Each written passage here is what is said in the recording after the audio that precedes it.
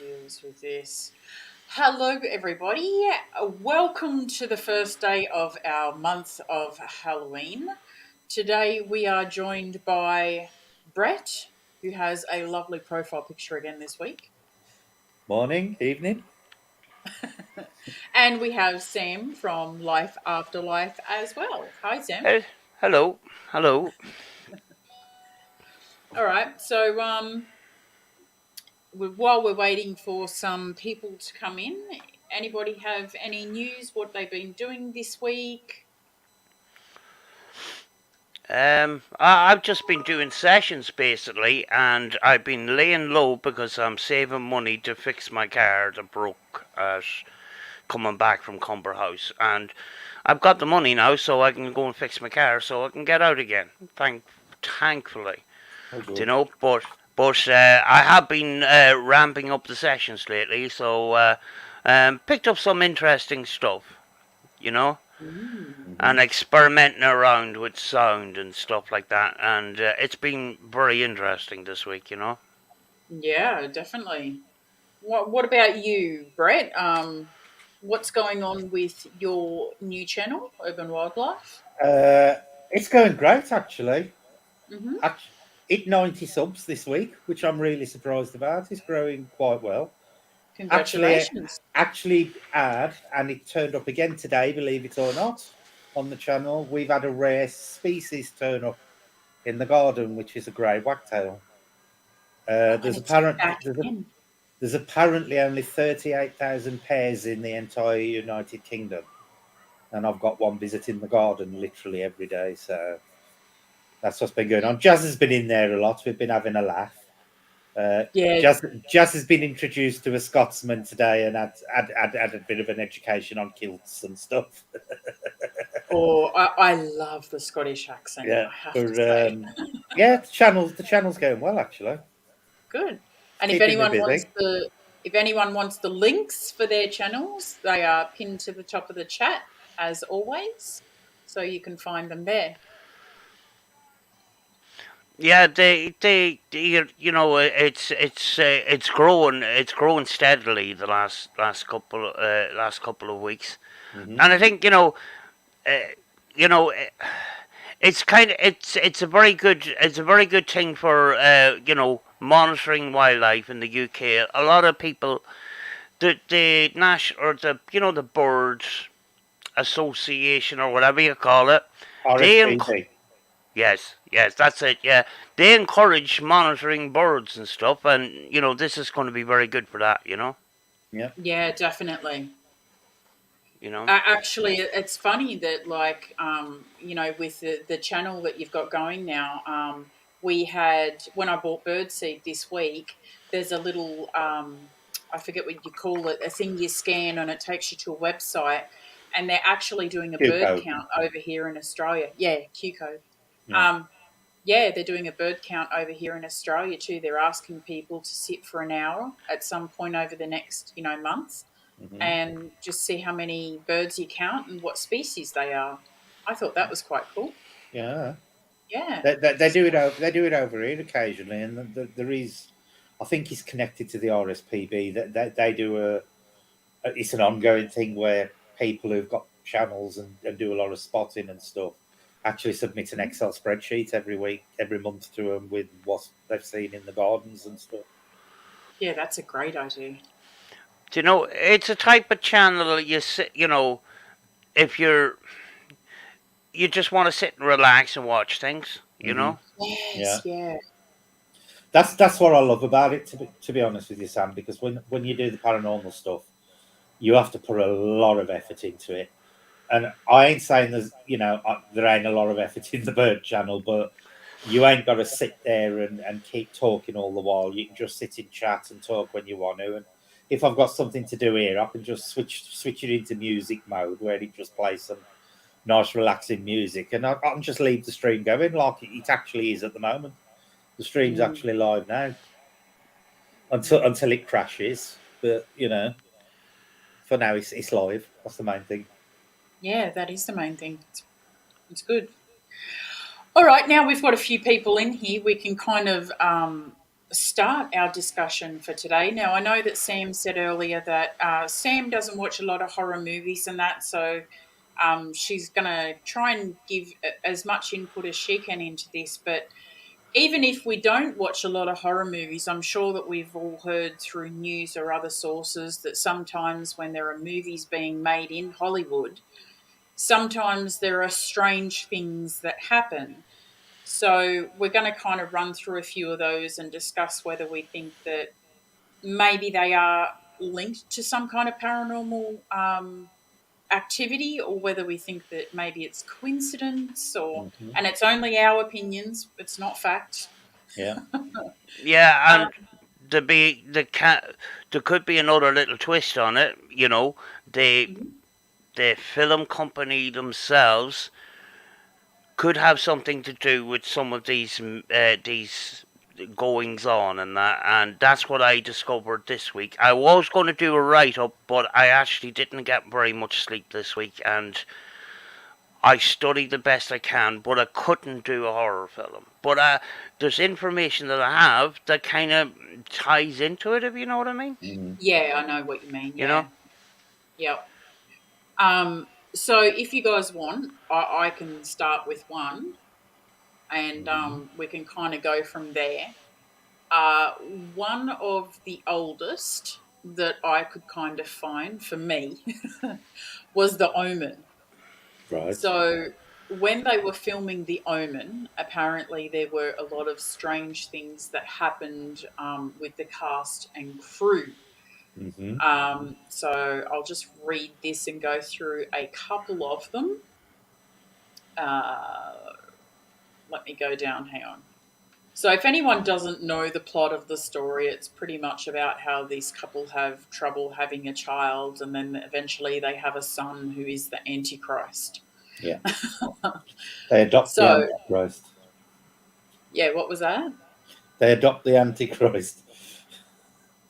Oh, they adopted him. Yeah, I Yeah. forgot that. See, that's been that long since I've seen it. Um, all right, so it says here, now this is slashfilm.com.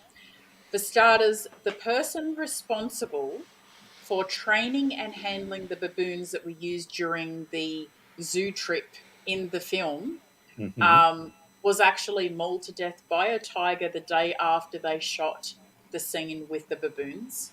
Nice.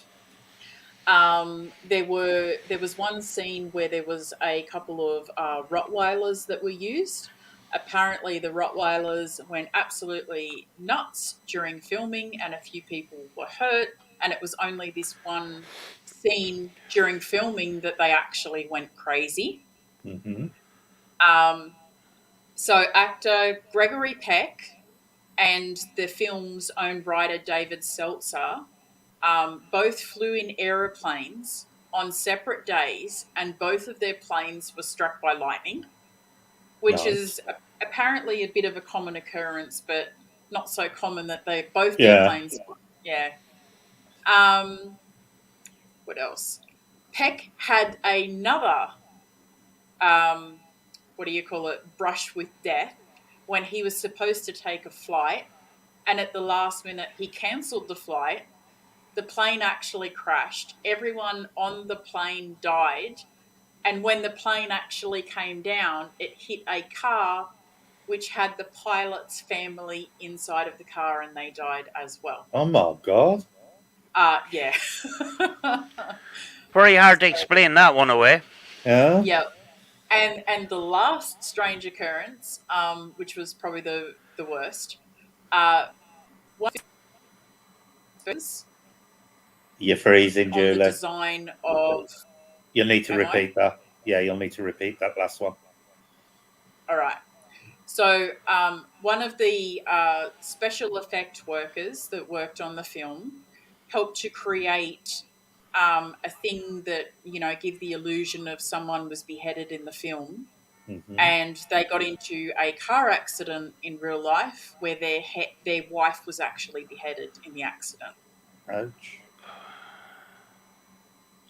Yeah, So, that what Jazz has just meant is the film I was going to bring up next, Poltergeist. That has a really interesting few stories. Yes. Poltergeist has got a number of very interesting things connected to it. Mm-hmm. Do we often take the mick out of people looking at the paranormal in a negative way, kind of thing, Hmm. right? Mm-hmm. A lot of these films are very, very negative in that, and I don't know. It's very difficult to. It's very difficult not to say that some of this negative teams have got something to do with all this bad juju. You know what I mean? Hmm. Hmm. See, I've always said, Sam, when you go out and do these investigations, if you'll find what you go looking for. If you go there expecting negativity, you're going to get negativity. If you go there Yeah, expecting positivity, you're going to get positivity. yeah. I mean, like even even these people that are doing spirit box sessions, is the first thing they ask, is there any demons or Yeah. anything negative around and that, and next thing they start getting the swear words and stuff. You Hmm. know, I think there is kind of something to it. Yeah. Yep. You You know, know. and who's to say that there ain't things out there with a sense of humour who sit there and listen to what they're asking for, and then they think, "Oh, I'm going to play the part of that now and frighten them." You just never know. Yeah. Mm. And when you look at the whole scheme of things too, there's a lot of tragedy in the world, and I think that sometimes when things happen, people are very quick to tie it to some other explanation other than what it just is a tragedy. Hmm. You know, not all the time, perhaps, but a lot of the time. I am Yeah. cat. Right, we might getting back onto the films. We might as well cover Poltergeist because that is probably one of the most famous, supposedly cursed films. All right. Do Um, you want to run through that, or do you have the information with you? Or well, I know some of it off the top of my head, and what you can fill in the yeah. rest. I'll All right. just cover the three main ones. Mm-hmm. The first one was the girl who played the elder sister in the film was murdered by her boyfriend shortly after I think it was shortly after the film was released, or it was during the film's release. But she was brutally murdered by her boyfriend in real life. The second one, obviously, is Carol, the girl who played Carol Ann herself. Mm-hmm. Actually died on the operating table, I believe, after concluding the third film, Poltergeist Yep. 3. Yeah. The other famous one connected to the film is a member of the studio staff was killed when one of the lighting fixtures broke loose, fell, and crushed him on set. Yep. And I know, A lot I of know they're the three most famous yep. stories connected to Poltergeist. a, a lot of people attribute the curses and tragedies with the poltergeist to the fact that the directors actually used some real skeletons in the Yeah, ending scene of Poltergeist yeah, yeah. Yeah. instead of fake skeletons because they were more realistic. Hmm. So a lot of people reckon that that kind of cursed the films. Yeah, there was apparently there was a lot of accidents on the set.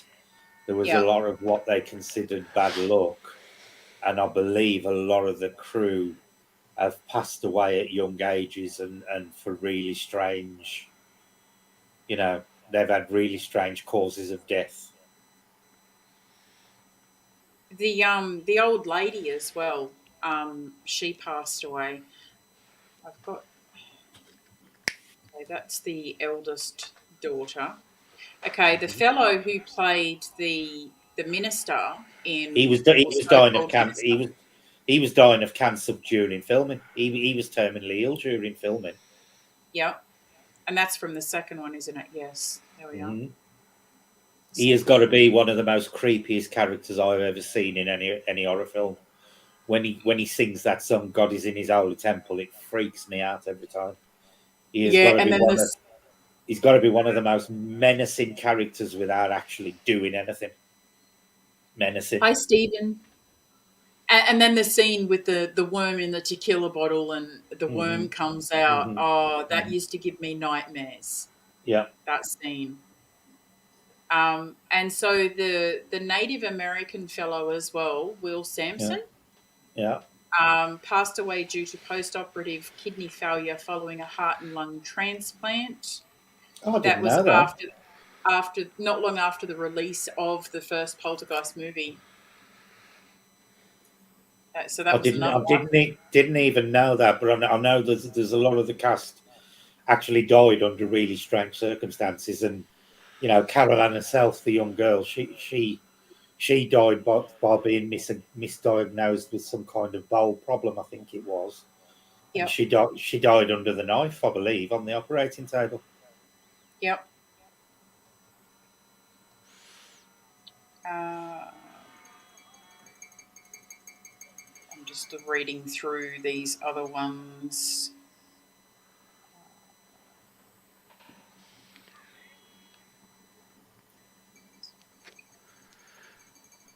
Okay, so there was a fellow who played a very minor role, um, a neighbour, I think it says here, a construction worker named Pugsley.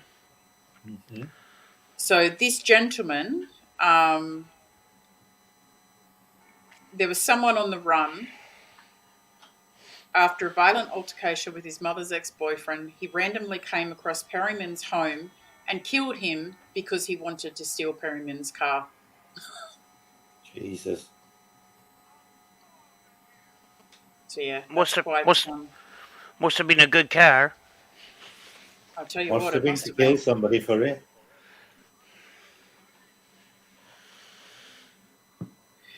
So yeah, that's pretty much what happened in Poltergeist and the curses that surround that. So what's your next one then? Okay, next one. I don't know if anyone's heard about the strange things that happened while they were filming the Conjuring movies. Nope, I hadn't actually. So these aren't quite as bad as the others, but during filming, particularly in the first one, there were a few things that happened. So Vera Farmiga, I think that's how you say her name, or Farmiga, who played Lorraine. Hmm. She, during filming, was having nightmares and waking up between the hours of 3 and 4, which could very well just be because of everything going on. Yeah. There was a young girl who played, I think it's the second daughter, Christine. And apparently, during filming, this young girl didn't do any of her stunts. They're nothing dangerous, yet she was getting mysterious bruises all over her body during filming, which was strange considering that's what happened to the mother in the films. Yeah. Vera, as well, had strange claw marks pop up here and there during filming. One was on her leg, a set of three. Another was on her computer screen and things like that. What else was there?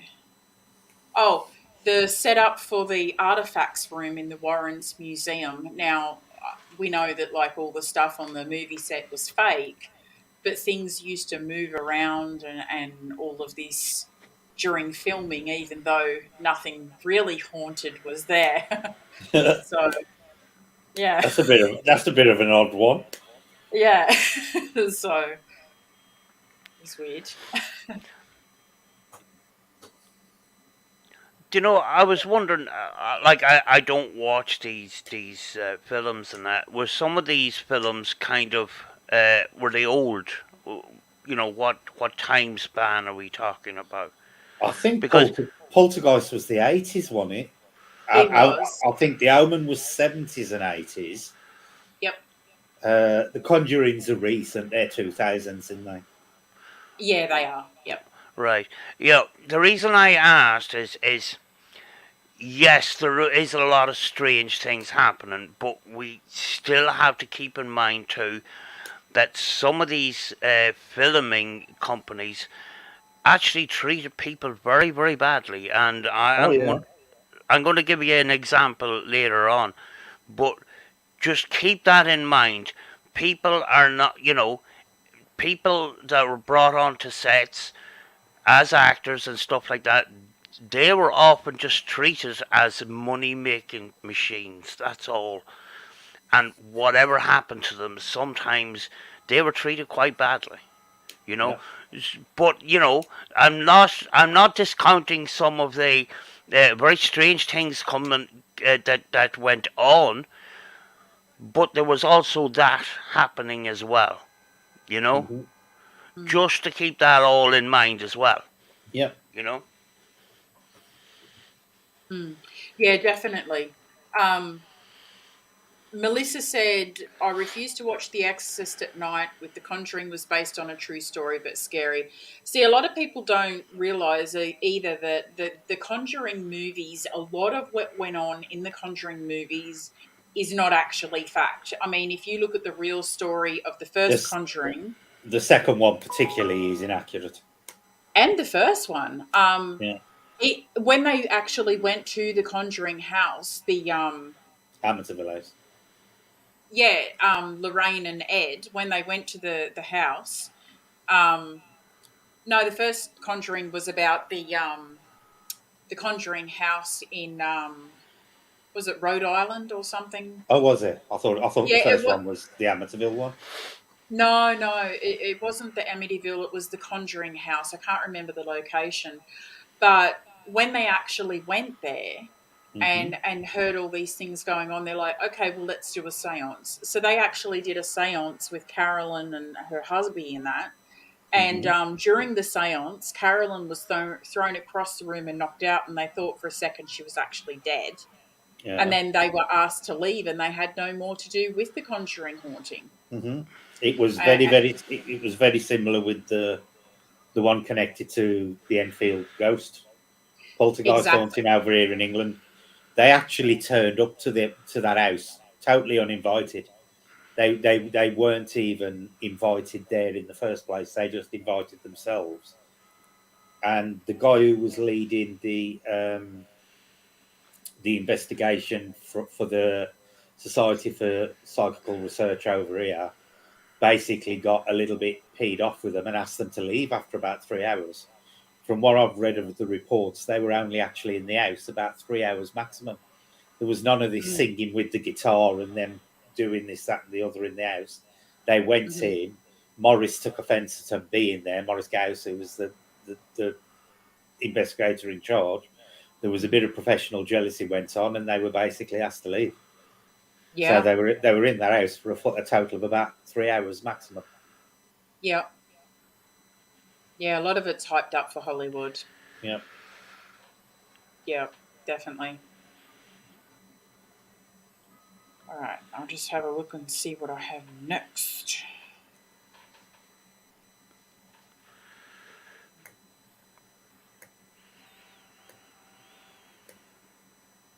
One that I thought was interesting, and I couldn't find all of the information on it, but I've heard the story before, is about a movie called The Possession. Now, apparently, The Possession was supposed to be based on the real story or loosely surrounding a Dybbuk box, the Dybbuk Right. box. Um, Okay. and in the movie, apparently there were a few people that were skeptics, and there were things that would happen, like light bulbs would explode, and there would be cold breezes, and all kinds of things, negative feelings, they would say. Um, Hmm. yeah, surrounding this, and they had this box that looked like Zach Bagan's, Dybbuk box. Yeah. Mm. Was it the original Dybbuk box, or did they just claim it was the original one? Well, that's where I mean, if you asked me, I thought that the original Dybbuk box was actually found buried on a man's property. Apparently, he inherited this box or found it From and what had from all. what from what I, sorry to interrupt you, Julie. From That's what all right. I can remember, and I may be remembering wrong, But Yeah. from what I can remember, I believe the original Dibber box was bought at a garage sale Yeah. Yes. a woman who passed away and her family wanted to get rid of it.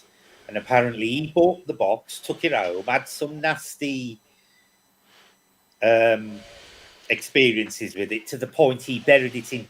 He claims he encased it in concrete in the garden. Not a story I actually believe, because when Zach Bagans got it, there wasn't a scratch on it, and it didn't even look like it had been buried in soil, let alone buried in concrete. It was in one of those Yeti boxes. Yeah, well, Mm. he claimed it was encased in cement in his back garden. Then he dug it Well, back up, and Zach Bagans bought it off him. that kind of ties in with the movie then, because in the movie, as far as I can remember, um, there was a fellow who took his daughter. Now it surrounds the daughter, but he took her to a garage sale, and she wanted this jewelry box, as she called it. And anyway, she ended up buying it, or he bought it for her, and they take it home, and she opens it, and there's bones and all this other stuff in it, and she gets possessed. Have you seen what Dedra's just put in the thing? When the Texas Chainsaw murders were happening, the truck driver that picked up the girl who survived was my dad. Gee.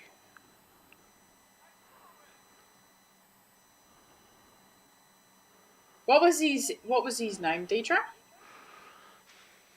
I have to look that up.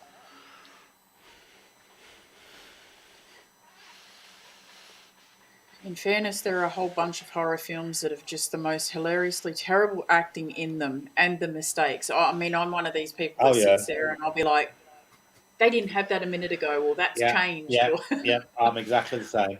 There is yeah, another act. There is another thing that is closely associated with the movies. It's not actually a movie itself, but it's got an extremely interesting story, and that is the story of Little Bastard. Do you know who Little Bastard is? Yes, I've got one here. Little Bastard was the car. Is it a Was it a Porsche, Sam? Yes, Porsche. That James Dean actually died, and he was beheaded in the car. oh, and then they pulled his car apart and put it in other cars. Well, at first it was restored, and it killed somebody else. Then it was scrapped eventually, I believe, and it was the parts that were actually put in other cars. Nearly every single car with the parts out of Little Bastard ended up in a fatal car accident. Mm-hmm. Recently the differential was actually found, Was it? and it's in a museum. Yeah, it was used for display in a museum, and it came off its mountings and stuff. It apparently disappeared while in transport. You know, Yeah, it's a Porsche 550 Spider from 1955. yeah, You know, yeah, I have the small version of it here, and it said "Little Bastard" right on the yeah. back of it there. I believe that Little Bastard was actually the inspiration for Stephen King's Christine movie. That was where the inspiration came from. Yeah. The design of the car itself, they're very very light. The engine is in the back, over the back wheels or just before it. So when the car takes a corner, similar to a Porsche 911, the old Porsche 911s, it would swing like a pendulum, and the back would skid out. Hmm. But with the 550 Spider, you got that added thing of no roll bars over your head and Yeah. no head restraints whatsoever. Hmm. And this thing is tiny, you Yeah. know. Very very powerful car in a very very light body with very very little safety features. Hmm. Because I believe in the accident he was pretty much decapitated, wasn't I think so. he? And I believe that the person who died in it later was also decapitated. Yeah, I think the car that they ran into, I think that those people got away with injuries. Basically, they Hmm. weren't killed or anything like that. Yeah. But he was actually warned. Somebody warned him. I cannot remember the whole story, but somebody did warn him that car was evil or something. Yeah. Somebody told Yeah. him, yeah, Yeah. He was told the car was cursed, and he did actually state that the car would he'd die in the car. He actually predicted himself that he would die in the car in Little yeah. Bastard. James Dean had an acting career, but he actually was very, very interested in racing. Hmm. But who he was contracted to banned him from racing for the duration of the contract. Yeah. So he actually was interested in racing, interested in speed, interested in cars, more than his acting, actually. Hmm.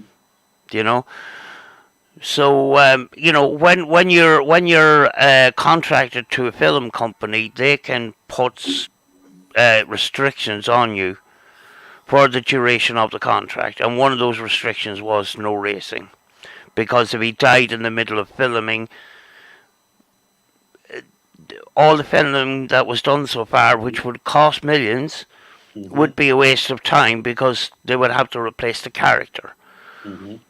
You know, there was no empathy there. It was just you're a commodity and that's it. If you are in the middle of filming and you kick the bucket, all the filming that was done so far may have to be scrapped.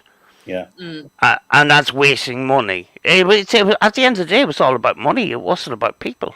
Hmm. Yeah, You know? Yeah. But exactly. you do have to wonder though if all these energies generated around these movies, especially with horror movies, when you think what they're showing, could they somehow be affecting the atmosphere and causing these things by just just by the bad atmosphere, or could they be attracting outside influences that are coming in and doing these kind of things? It is a very interesting rabbit hole to dive down. Mm. Like the Philip experiment, Yeah, could they be making things yeah, happen? exactly. Yeah. That's what I'm saying. Mm. Could it be the actual atmosphere of what they're doing itself generating these things, or could it actually be that they're acting like a candle to something, to a moth, sort of thing? Yeah. There. I think there is something to it, you know. There's a lot of stuff that you just cannot explain away. I like to explain things away, but there was a lot of things that, I heard about these films that you just can't. Hmm. Hmm. You can't in a logical sense, you know. Yeah, yeah. Yep. And then you've got the other side of the movie industry where things have been made up and invented. Like the Amityville House is the perfect example. Now Mm. we all know about the Defoes and the horrible murder that went. He killed all his family in there, and that still to this day they haven't got to the bottom of the full story of what went on there. Then Yeah. you've got the Lutzes moved in and claimed all this evil stuff went on, and then everybody who's lived in the house since has claimed there's never been a single paranormal experience in the house ever. So you do have to take into consideration the people involved as well as the actual events described. Yeah. Amityville is a whole big wormhole. Oh, Oh I've yeah, delved into that over yeah, the last year. I watched there was a people that went in and they actually did an interview with Robbie DeFeo. yeah, And Robbie said in the interview, he told about how his family had been involved with, part of the mafia, and yeah, he got involved in drugs and things. And, yeah. um, he kind of was paid more or less to go in and kill his family. Whether there's any truth to that or not, I don't Hmm. know. I mean, if he was being paid money for the documentary, maybe, he was saying things, but Yeah, It's as you said, we've never found out the truth, and who knows if we ever will. yeah, yeah. Mm, Because there are things that went on in that house that point to the fact there was actually more than one person doing the killings, by the way the bodies were and stuff like that. And it was blatantly obvious they'd been like shot in the beds, but they were shot with like shotguns, double barrel shotguns, I believe, and that would have woken the family up. And mm, certain bodies look like they were killed at pretty much exactly the same time. So mm. there is one of the current theories going around is that the sister, who also apparently had got real issues with the family, helped him, and then there was a disagreement between the two after it had happened, and so he killed her as well. Yeah, That's it one turned of on the 'em. Yeah, that's one of the current theories going on. But you have to be very careful around um, things like movies based on so-called paranormal events. One, because they never cover the story fully; they have to dramatize it, obviously, to make it more interesting to watch. And Yeah. two, Yeah. they sometimes change the story altogether and just use the actual infamy of a place rather than the actual story of the place. My Mm. personal take on Amityville House, I personally think, obviously, you can't deny the horrible murders went on there. That's public record fact. Yeah. I think the Lutz bought it. I think they overstepped their financial boundaries because it was more than they originally planned to spend on an house. They Mm. realised they weren't going to be able to finance the mortgage on it, and I think they just basically made it all up for money. I really do. Well, when you look at the long scheme of things, you look at other places that are haunted. There are quite a few actual haunted houses out there, and they're used for paranormal investigators to go through, and well, some of them are genuinely haunted, and they're constantly sold sometimes when people can't handle what's going on in the houses and things. With the Amityville, they reckon that there was this demonic thing going on and he killed his family because he was possessed and all of this. And then the Lutz went in there with their story. And it has been owned privately since then, with Yeah, nobody else recounting any stories. yeah, And that's it. I mean, the tale died after the Lutz family. And if yeah, that was a genuinely haunted house, that bad it was demonically haunted, yeah. It would no, have there was carried on. more of a story. Yeah, yeah, for sure. It would have carried on. And Uh, it's the same. I'm sorry, Sam. It's the same with the photos of what the Warrens took in the property. There's actually a very famous one of a little boy peeping round a door on the landing, and they claimed it was one of the Defoe's youngest children. There's evidence come to light recently that it's actually a spitting image of one of the people who were there with the Warrens. It was one of their kids, and it was deliberately set up that way. Mm. yeah. I was going to say, with these houses and stuff, um, you know, I sort of believe that in some ways the people have an effect on the paranormal activity. For example, Rachel rented a house back a number of years ago before we done the paranormal, before the word paranormal came into our mouths, and nothing happened there. And then they had two other tenants afterwards, and one of the tenants lasted 2 weeks, the other one lasted 2 nights. Hmm. And actually contacted Rachel, was it last year, or the year before, and asked her, did she experience anything? And she didn't. So maybe people have an effect on whether paranormal activity manifests itself or not. Yeah, well, poltergeists are a perfect example of that, Sam. I'll be right back. Regardless of what a lot of these channels claim, poltergeists are centered around a person, not around a place. Yeah, So you've got the examples there where they fixate on the person. when I experienced it when I was a kid, the majority of the happenings occurred in my bedroom, but they occurred not only in other areas of my parents' house, they occurred in other people's houses as well. Yeah. So to me, that proves that whatever it was connected to me and not to the house. Yeah. Do the way I looked at it was, yeah,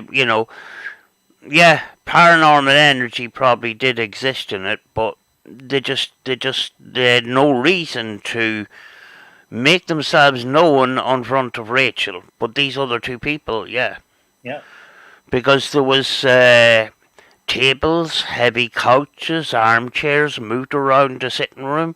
yeah, An old lady appeared in the kitchen when the guy walked down the stairs in the morning and then just disappeared in front of his eyes. yeah. Lots of stuff, and Rachel didn't experience any of that. Hmm. Do you know? See, the thing is, we don't know what any sort of paranormal activity is. We can only go on what people report they see, hear, and feel. We've got absolutely there's nobody on this planet who can sit there, stick their hand up, and say this happens because of this, because nobody knows. Yeah, So there is that possibility that all paranormal activity is as a result of people behaving like batteries, for want of a better word. yeah. I mean, like you don't have any scientific proof, for want of a better word. Uh, you know, there's no definites. Yeah, You know, there's science community is sort of largely absent from for a lot of what goes on in paranormal terms, like, yeah. you know. And even if they did get involved in stuff, I think that they would be still scratching their heads.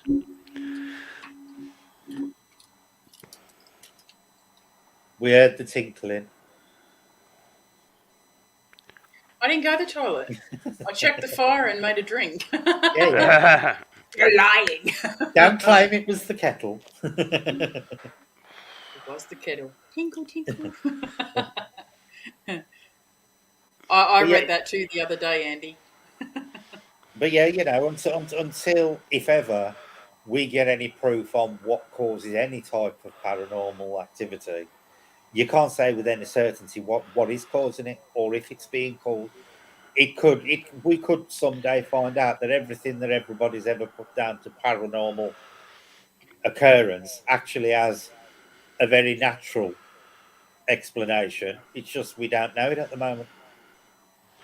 Actually, I saw a video on TikTok a couple of days ago, and it had an interesting concept. It was from a medium, a woman, and she talks about how a lot of the same theories that we have here, except she said, sometimes there'll be people, and there's a lot of these claims lately where all of a sudden they'll have things just drop out of nowhere into their lap, things they were Yeah, missing, or they'll have I two cups where they only had one. I experienced that. That was one of Yeah. the that was one of the things that actually started for me personally when it was going on. When Mm. I actually realised that it was more than just random occurrence. Well, she kind of was leading into the theory that perhaps there are alternate timelines or other Hmm. versions of our lives or times where sometimes they bleed into each other. Yeah, could be. And that's why these things happen. Sometimes you might lose something because it's kind of bled through to another timeline. I mean, Yeah, who knows? Yeah. yeah, Yeah, I have heard that. Yeah, that there is an alternative to our own lives running in the background somewhere else, kind of thing. It's one of those theories that yeah. See, when I had my paranormal, the poltergeist episode. Now it went on.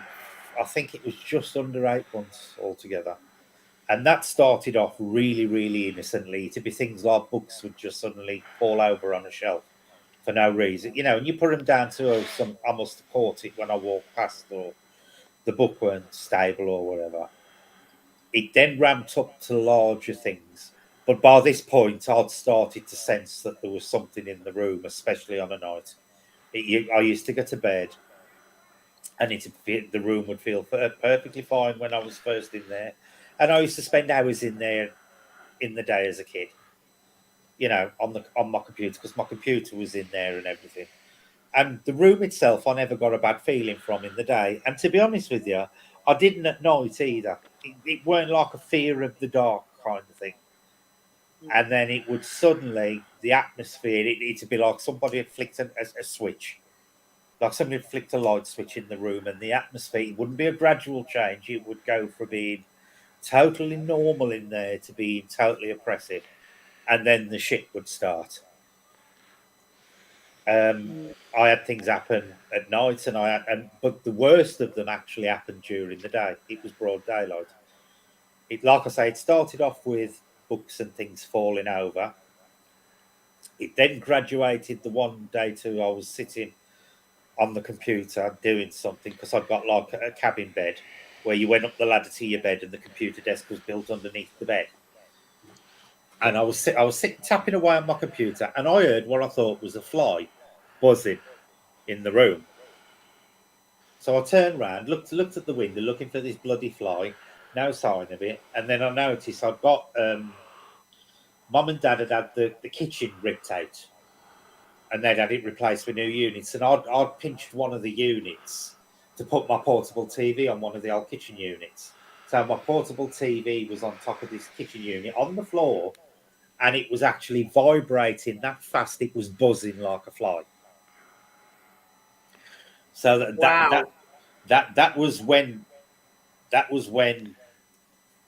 started to think, what was that sort of thing? That was when the doubts first started coming in. Mm. Then I was on the computer the one day, and a lighter fell onto my computer from in the air. I don't know whether it came through the ceiling. I don't know how high it dropped from, but it actually landed on my keyboard as I was typing it. And now I was 11 at the time, so I had, I was smoking. Admittedly, I was smoking at that time, but I hadn't got possession of lighters or anything like that. And it was one of my mother's lighters, and it actually landed on my computer in my bedroom as I was pissing about on my computer. That was when it really started to kick in. The last one, which was the one that was the most frightening, I was actually in the room the one day, and I was up the corner of the room getting something, and I've got a big wardrobe on the one wall, and the wardrobe actually flipped round, so it wedged into the corner with me behind it, sort of thing, and it was diagonally across the corner. Now I'm talking a full blown 6 foot wardrobe, literally flipped round and pinned me behind it in the corner as it went diagonal across. It finally culminated at the end with the famous fucking appearance, which doesn't normally happen in, or I've very rarely heard of people actually seeing the poltergeist. But I was lying in bed the one morning, I woke up, opened my eyes, and this guy was hovering above me, looking down at me. Now, he didn't look evil, he didn't look nasty or nothing. The only thing I will say about him was he looked, and this always makes people laugh, he looked like a cross, and you probably won't understand it, but Sam might. Can you remember Ray Reardon, the snooker player, Sam? No, no. Well, he looked a bit like a cross between him and Dracula. And I don't say Dracula because he had fangs or anything, but he got that style of greased Yeah, back hair, like yeah, Brill Mm. Creed hair, and that was what made me think of Dracula and Ray Reardon, because he used to wear it. And he was floating horizontally above me, and I couldn't. Julie, he was about, I'd say, 2 foot above me, but I could tell you everything that bloke was wearing, even though he was right in my face. Even to this day, I know everything that man was wearing. And he got a white worker shirt on. He got sleeves rolled up to his wrists, up to his elbows. He got braces on. He got a pair of like brown, dusty, baggy work trousers and dusty black boots. And he straight away made me think of either somebody who worked in a steel factory or somebody who worked in a mine. That was the impression I got of him. And he looked down at me, and I was looking up at him, and this went on for about 5 or 6 seconds. It weren't like a brief thing. It was, 5 or 6 seconds he was in my face, and then he suddenly dropped down on me like he was lunging at me. And as he dropped down, instinct kicked in with me. I shot up in bed because I was, still lying flat. And as our faces came together, he just blinked out of existence. Yeah. And and then after that, it didn't stop straight away, but it ramped down really quickly after that, and then it stopped altogether. But that went on over a period of about 8 months altogether. It's kind of funny, because when you've seen a couple of ghosts and you know how differently they can appear at times, you kind of get an idea of what to expect. But I can remember before I got involved in all of the ghost hunting stuff and that, back in I think I was about probably 22, 23. I moved into a house that my dad owned, and it was a very old home. Mm-hmm. And as soon as I walked through it, I kind of felt a bit odd. And then after I'd moved in, I turned around to my dad one day when he was visiting and I said, "There's something in this house." And he goes, "No, no, no," being dad, Yeah. skeptic. And I said, "No, I'm serious." And the one room that I had at the front of the house, I couldn't sleep in there. I used to sleep on the couch Mm-hmm. the whole year and a half or whatever that I lived there. And the day that I moved out, my dad said to me that my stepmom walked through that place and felt the same thing I did. It was Yeah. an old man that lived there. I never saw him, but he made sure that I felt very uncomfortable in Yeah. his room. Yeah. Yeah. Yeah. Even see, my parents still live in the house that I grew up in. From 4 years old, they still live there, and I still do not like that room in the house. Even though it was over and done with after 8 months, there is still something about that room that makes me feel megally uncomfortable if I have to go into it. I remember one time I had to move. I had to move because of work and that, and I was I was placed by the government agency of BIM, Board East Kimara, which is a fisheries industry, and I had to move to this town, and I needed a place to live, and this is a tourist town. You couldn't get a house for love or money. And then suddenly I found this house, and it was really cheap. It was £35 for €35, and I thought that's the only house available, so I'm going to have to rent that. It was an absolute shithole. When some of these towns where word travels fast and that, Yeah. I suddenly found people avoiding me and looking at me kind of weird and stuff. And it turns out then that people are talking amongst themselves. Oh, there's the person that is renting the haunted house. Apparently, this is supposed to be one of the most haunted houses in that town. And the guy that lived there died, and he wasn't discovered for about 3 weeks afterwards, kind of thing. Mm-hmm. Oh, wow. And the place was an absolute. It was a mess.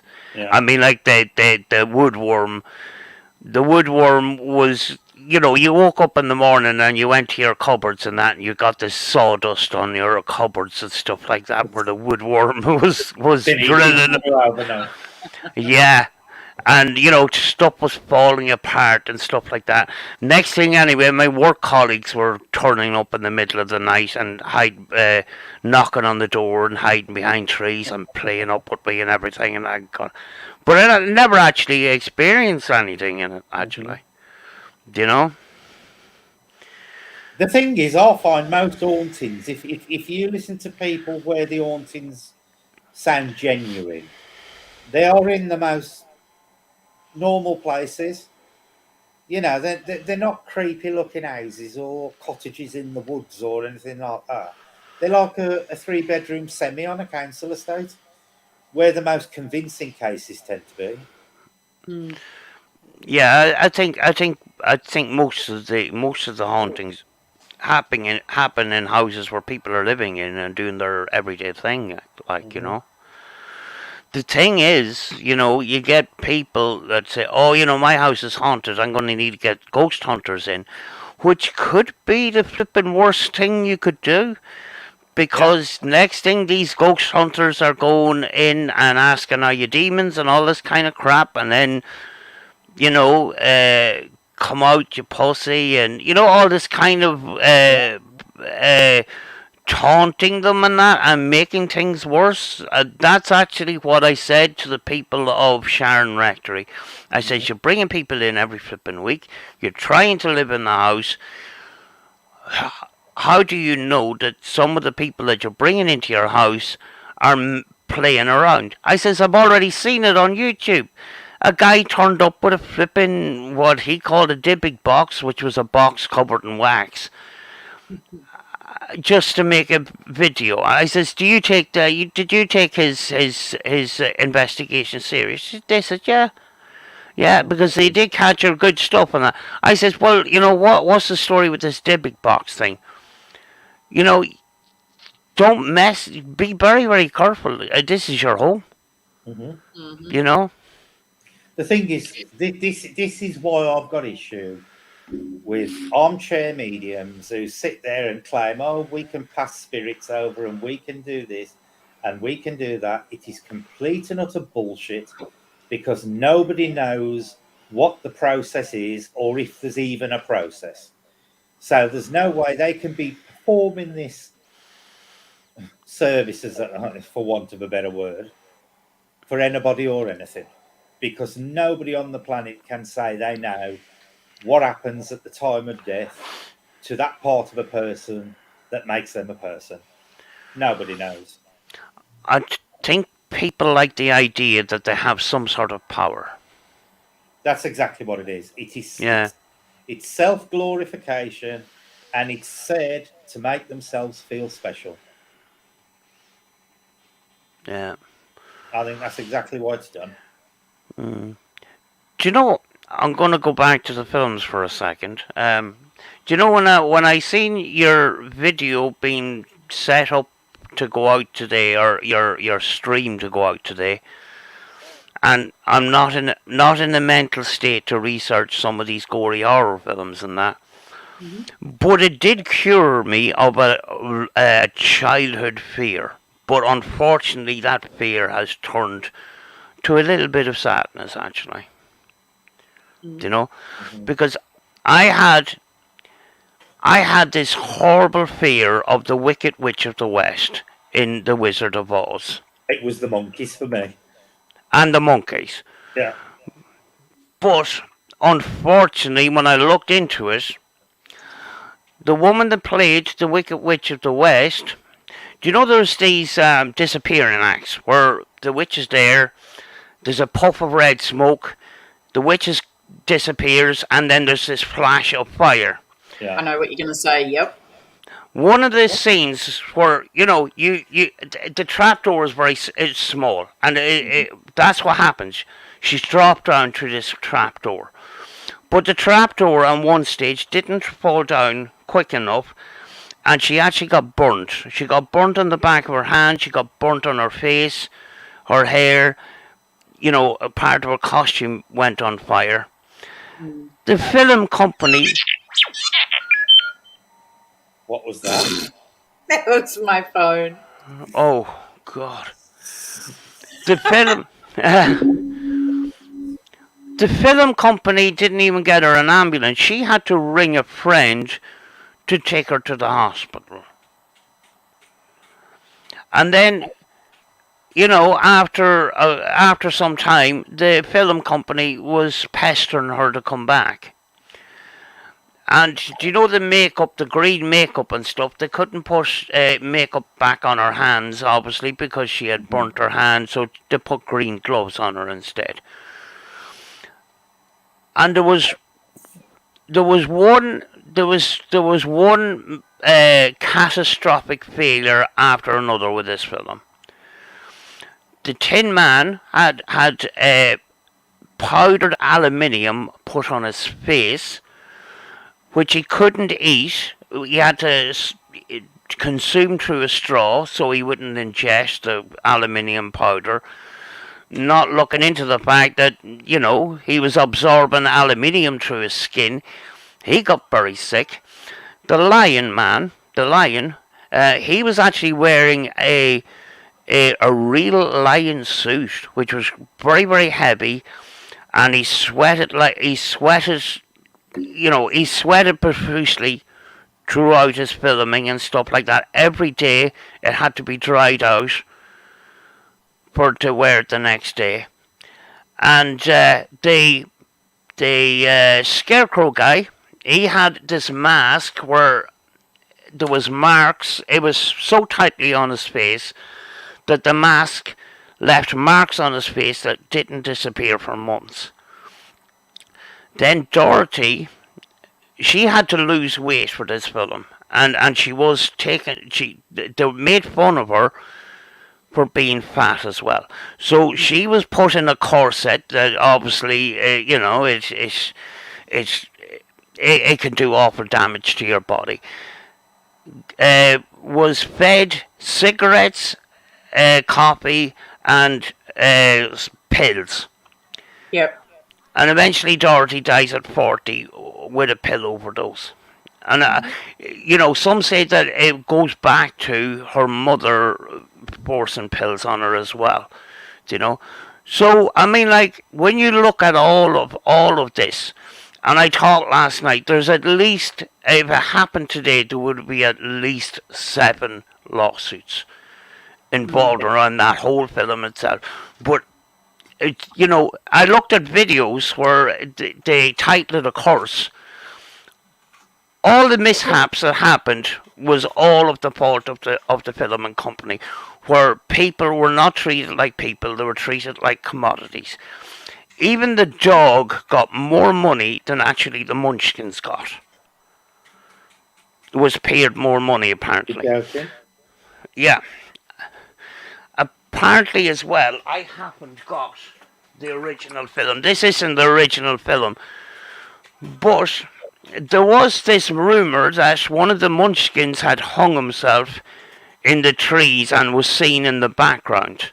How did he get up there? Oh, Brett.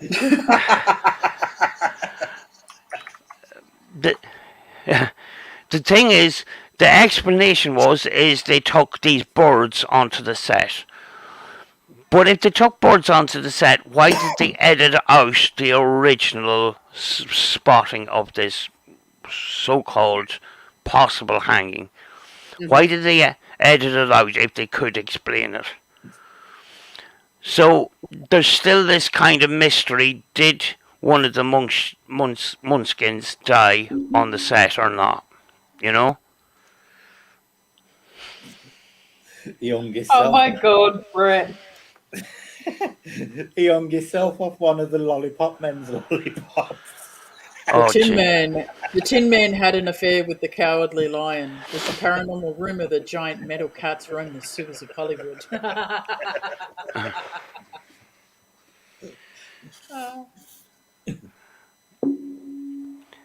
But it just goes to show you how these film companies treated people,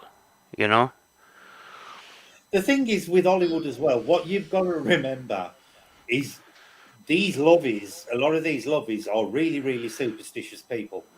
There's a lot of stuff surrounding acting and stuff that connects in with the paranormal, like things about seeing ghosts on stage and break a leg and all that lot.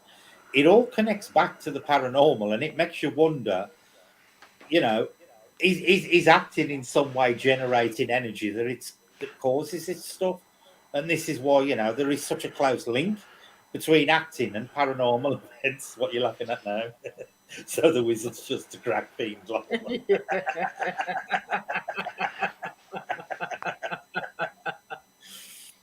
Yeah, like I've got to be honest. The Wizard of Oz used to scare the crap out of me as a kid. Yeah, I just feel sad now.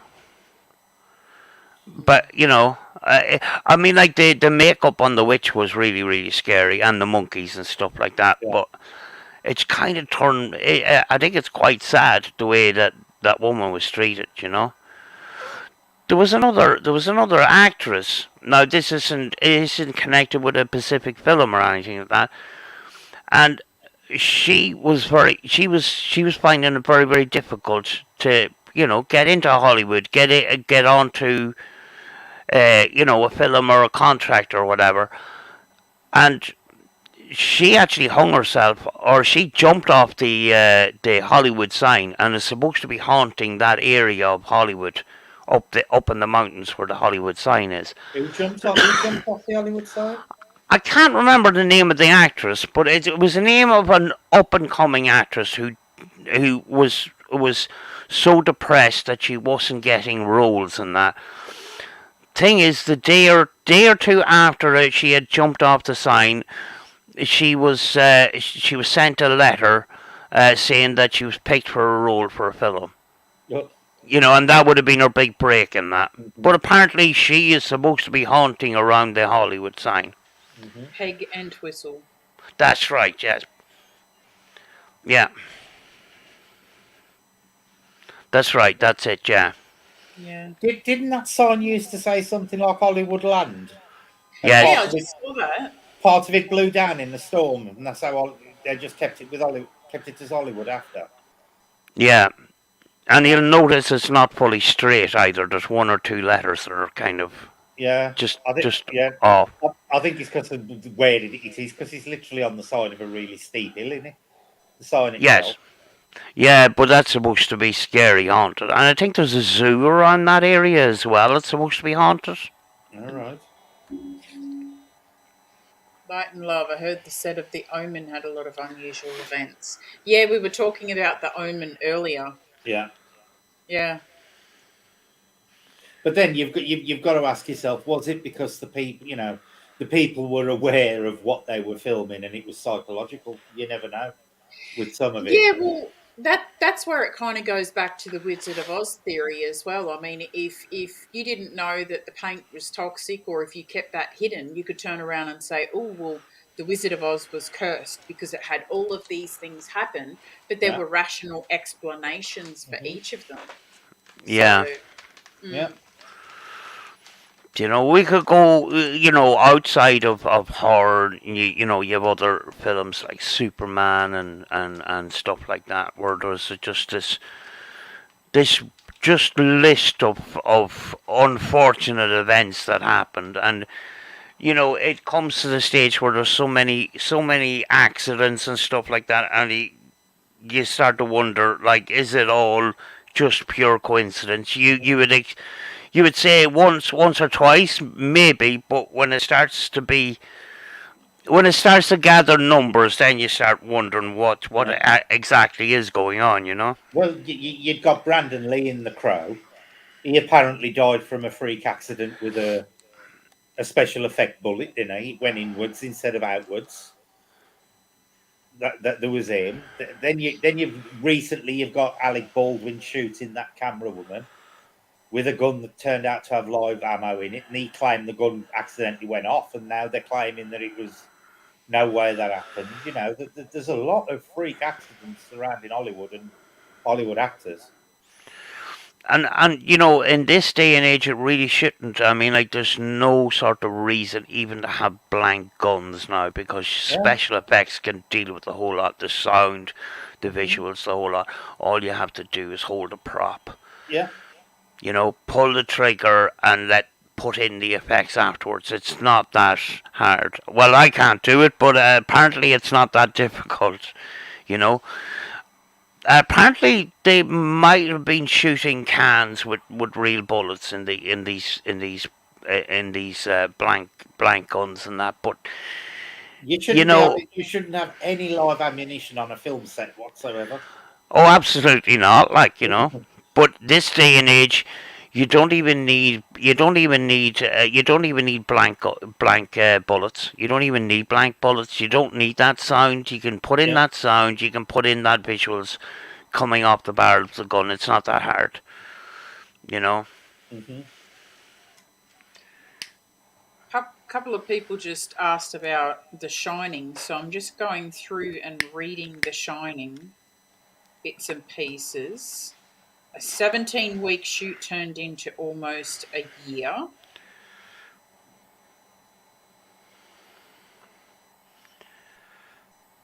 Okay. Jack Nicholson ate cheese sandwiches to get angry. Okay. I'm sorry. Why would eating cheese sandwiches make you angry? Oh, Back in a sec. all right. Um, Was that Nicholson ho- hates cheese sandwiches. Do you know the hotel in The Shining? Do you know what the name of the hotel it was? Well, Oh, I can't remember. because it wasn't actually filmed at the Stanley Hotel. It was filmed at a different hotel, but some of the shots for the movie was the Stanley Hotel. It was the Oh, right. inspiration. Yeah. Stanley Hotel. Fun fact: the guy that owned the Stanley Hotel actually invented. Well, what do you call it? He had actually another company, which was Stanley Steamer Cars. Oh. Yeah, they were, old fashioned way back in the day. Um, Vintage cars that ran on steam actually. So Stanley Steamers, if you look it up, you'll get loads of information on it. So the guy that owned the hotel actually, made a lot of his money from these Stanley Steamer cars. Mm. Um, 60 doors were used. 60 different doors were used for the axe scene. That's how long it took them to do that. Shelley Duvall He was sick obviously hadn't and eaten enough began cheese losing her hair. sandwiches. Shelley Duvall was sick and began losing her hair. I think Jack Nicholson was losing his hair at that stage too. But the thing is, you've got to look at some of them and think, can you really say that they're actually paranormal related? Because losing hair could be connected to the stress of filming the movie. Oh yeah, I don't think these are really paranormal. They're just kind of like out there facts, things that like people didn't know about the movie. I don't think they're paranormal though. I just thought this was a great moment. Like I watch other videos and stuff. And now a word from our sponsor, Keeps.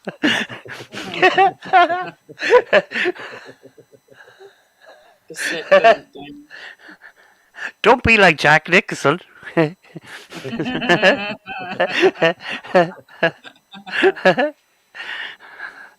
Oh, But Actually, it yeah. is so easy to tie things to the paranormal, and you do sometimes have to sit back and think, there's actually 300 rational explanations for why this happened before there's a paranormal one. yeah, but to label a lot of these things as paranormal, people are going to watch. And when you talk about YouTube and that, it's great clickbait. Oh yeah. Do you know?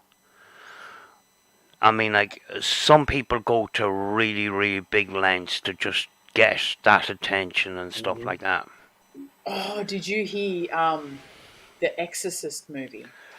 So I was reading up on that too, and it said that a fire broke out on the set, Yeah, that's and right. everything was burnt except Reagan's room, which was untouched. Yeah, that apparently is true. Yeah, and who was it? There was somebody who was um, hang on, someone was linked with Sharon Tate, who was later murdered. Yeah. I can't remember that one. I have Was to look it Sharon up. Tate in The Exorcist? No, no, no, no. She wasn't in The Exorcist, but there was someone from the movie that was linked To with her. her. Or Yeah, some way. I'd have to look it up. But if you think, if you think about it, these Hollywood lot, they're in and out of each other's pockets, in and out of each other's beds. They're all linked to each other in some way or another, ain't they? They Yeah. all know each other and everything. Mm. You know, even the most normal person in the street could probably link themselves to something really obscure in a very obscure manner. Anybody could do it. I do think sometimes, and I shouldn't really say this as somebody who does paranormal channel, but I do think a lot of the time people are too keen to look for a paranormal excuse rather than a rational everyday one. Well, that kind of goes back to my last video. Where I got quite scared and was making nugget in my pants, but it was a rational thing. It wasn't anything paranormal. It was just the fact that I grew up scared of the dark and things Yeah. were freaking me out. Yeah, when you're in a very dark place and you start looking behind you, then you start imagining, is somebody actually following you? And Yeah, then but you I've got to be honest. In your last video, Julie, you could clearly hear something moving around in the brush. You can hear it on that video. Right? But me, the first thing I'd have thought is there's a fucking big snake here or something like that. Whereas a Uh, lot of the paranormal people would go, "Oh, it's a demon," straight away. yeah, well, it but was if it, too cold for snakes. but when it does happen behind you, it does freak you out though. Oh But yeah, it was right. It was right in front of me, though. Like I swear you on could hear like it. my own self. You Yeah, could you could actually hear hear it it. on the mic. But at the same time, where I was sitting and I had the camera on me, right in front, there were like three headstones in front of me, and I saw a head, someone looking at me, and I got up at one stage and I showed behind it. There was no one there. And if there was someone there and they're running away or that, you would have heard them. Oh There yeah, was yeah, no one there. yeah. That was I, freaky. I'm just laughing because I remember it was last year. Myself and Rachel went to Drumbo Woods, and it's a forest with a river at the side of it. And we were sitting on a park bench, and we decided we'd just be quiet for a few minutes and just listen and stuff. And it was just pure and utter silence. And then all of a sudden, this duck goes quack, quack, quack, and it scared the life out of us. I hear me, Jesus Christ! But That was.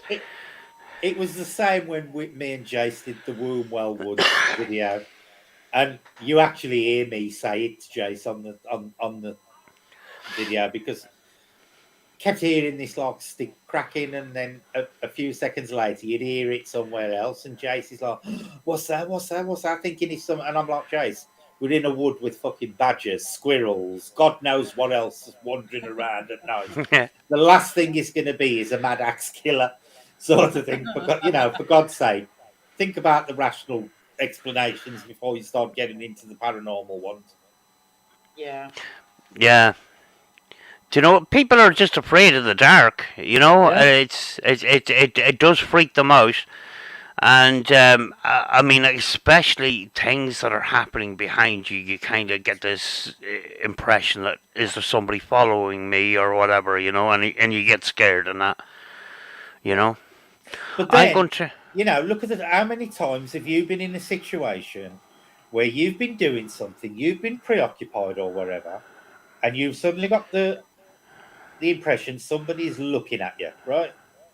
And you've turned around and somebody is actually looking at you. So Yeah. there is something to it. Oh, definitely. Yeah. Sometimes, but not all the time. Yeah. I'm going to take a coffee break. Back in a wee Okay. second. I was just going to say exactly the same thing. So hurry up. I'll be quick. I'll be quick. I might do me one of the Galaxy chocolate plastic cup things that Jace bought me because they're really nice. And I'm Oh, just, you should. yeah, I'll do one of them.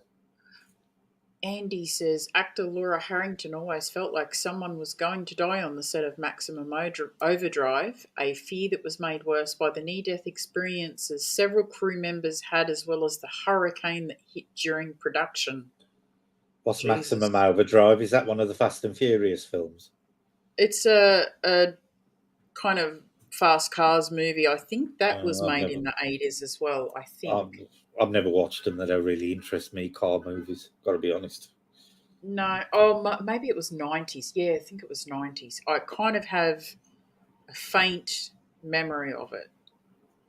I was young when I watched it, though, Yeah. I think. See, and the Annabelle doll is a perfect example of how Hollywood really screws up the paranormal, because you see her on that film and she looks like a female version of Alice Cooper, where in reality that is what Annabelle looked like, so totally loses all the creepy aspect.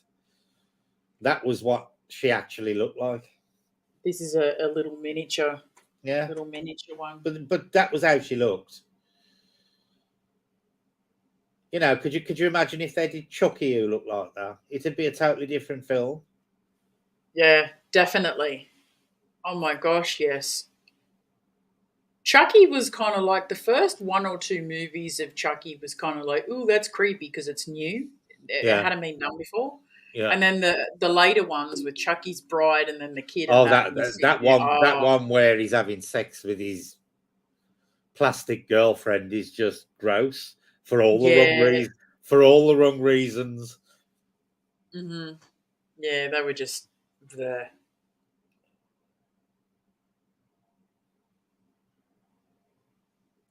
Oh, I think I remember that one. It's the one where the circus thing was painted on the side of the lorry, and the lorry tried to kill him along with other vehicles. Yeah, I think I might have seen that one. Oh, I'm thinking of a different one. Yeah, I have seen it.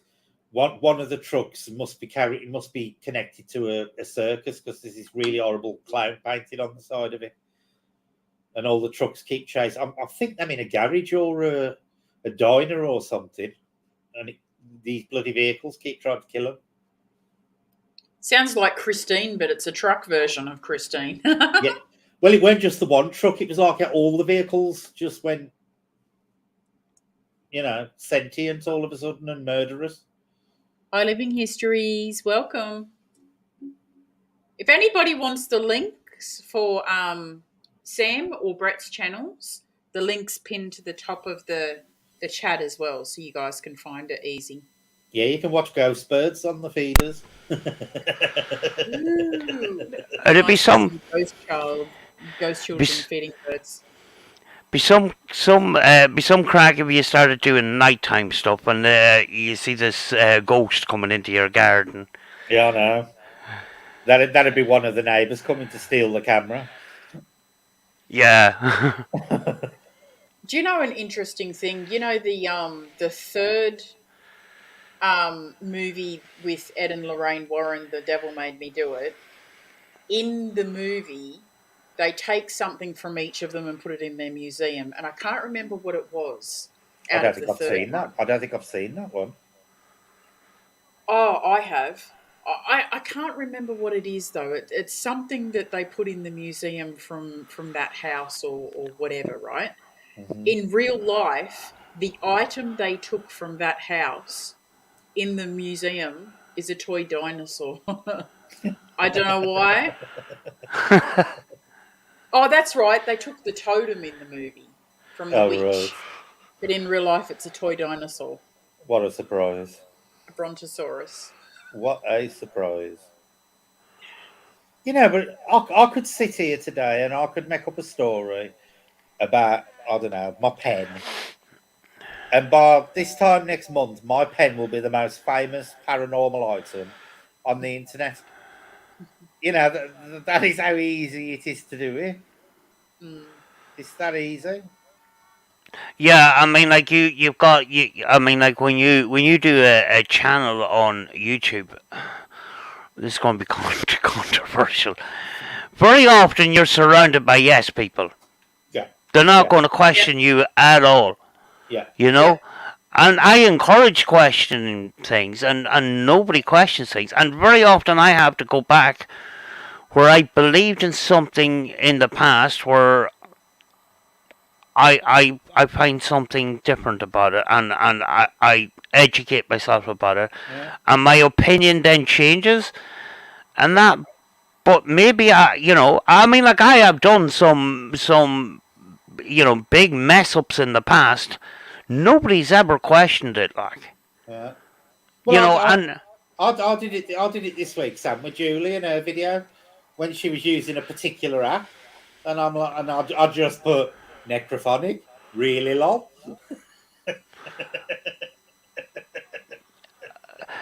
yeah, I mean, like I've done the same thing with the DR60 and Yeah, guitar pedals and stuff like that.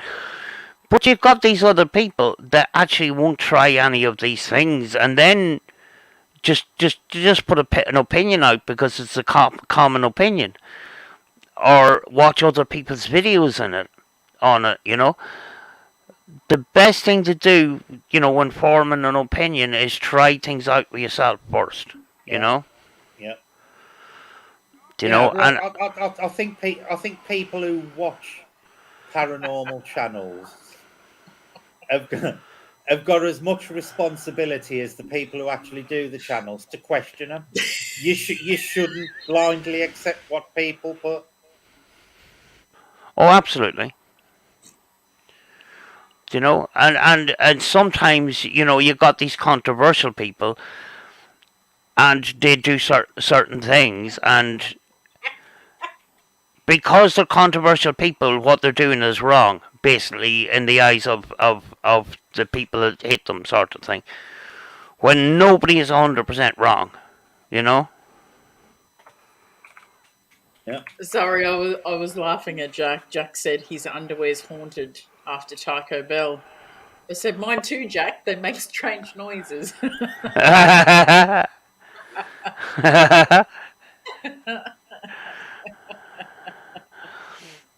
Oh, Brett.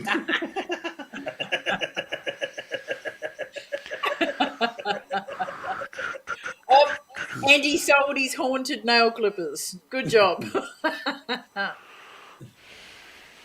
I've got to be honest. I don't think I've even watched the third Conjuring film Yeah, I because thought it was a bit of a letdown. after watching the second one on the Enfield Haunting, I thought I ain't watching any more of that shit.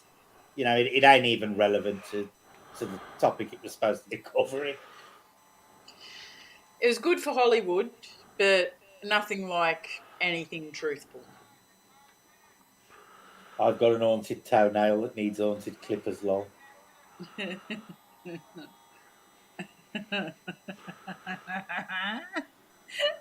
Jack has a green mist that comes with his haunted underwear. Reminds me That's of The Oh, Sims. Ghostbusters. The yeah, green ghost. Slimer. Slimer, that's it. Yeah, I have a soft toy of Slimer I had in a number of my videos, actually. I don't know I where it love is now, Slimer. actually. Xavier's got one. Yeah. A It, Slimer. Yeah. I think it's a Disney product, I think. See, Dedra's put there. I was watching the paranormal the other night. Snow sneezed suddenly at the wrong time. I yeeted my phone across the room. That, but that just shows how strong the power of of psychological suggestion is. Where you get that much into what you're watching, that the slightest thing like that can totally freak you out instantly in an Yeah. heartbeat. I remember watching Most Haunted years ago, and I was sitting down, the lights were out, and all the rest of it, and I had my recliner chair.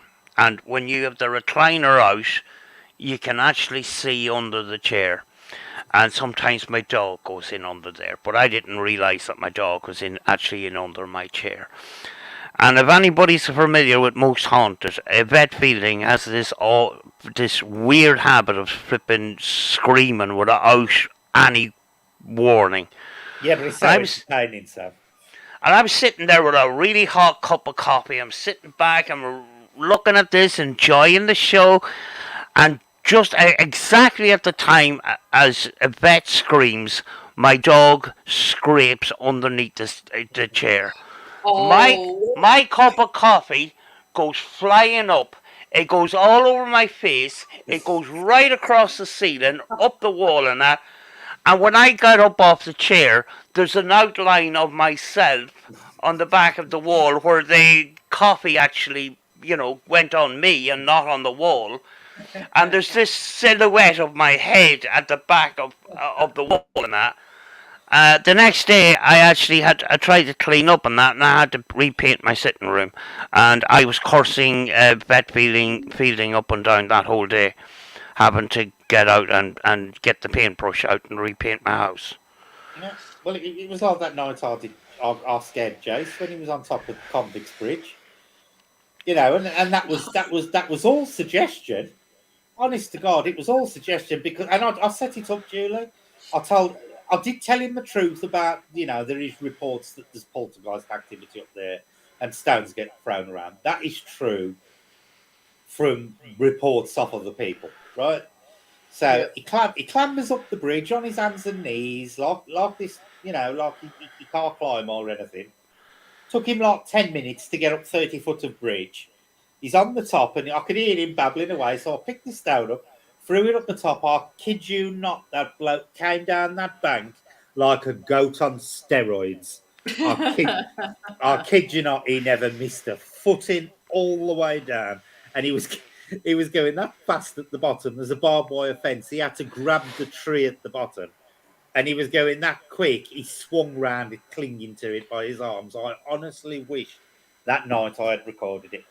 It's one of the funniest things I have ever seen in my life. Because he literally was like a goat on steroids coming down that bank compared to how he went up it. I love jump scares. Like, they scare the crap out of me. I jump scare so easy, but I love I do, but I have to be careful with them now. Yeah, you would. Yeah. I mean, the last time myself and Rachel actually got scared, it was kind of, we were finished a paranormal investigation, and on the way home we discovered this forest just up from the paranormal investigation we just done, and that where we got basically nothing, a couple of flashy balls or whatever. So we decided, we'll go up and have a look. We'll bring a camera, bring a spirit box and stuff like that. We got that really great response on the spirit box. You fat CUNT. But Rachel starts shaking in that, and I'm a little bit edgy as well. And it was a warm night in that, but it's kind of this kind of like pins and needles feeling. But Rachel was really starting to shake and all the rest of it. And we says, we need to get out of here. There's something not right here and that. So we come off the rock, which was on top of this big hill and surrounded by trees and stuff like that. And we start to feel a little bit better and that. And Rachel says, there's something flipping wrong with that rock. I don't know what it was and that. And we're walking down to the car and that. And we get into the car and the camera's off at this stage. She says, I never experienced anything like that in my life. We need to go back.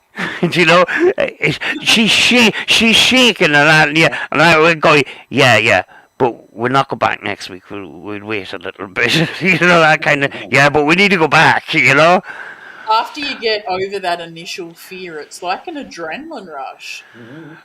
Yeah, I don't know. It was something affecting the body. It was like kind of this numbness and that. Yeah. And I drove past. I'm down at the island. I used to be down at the island a lot, and that I pass it and I say, "Will I go in?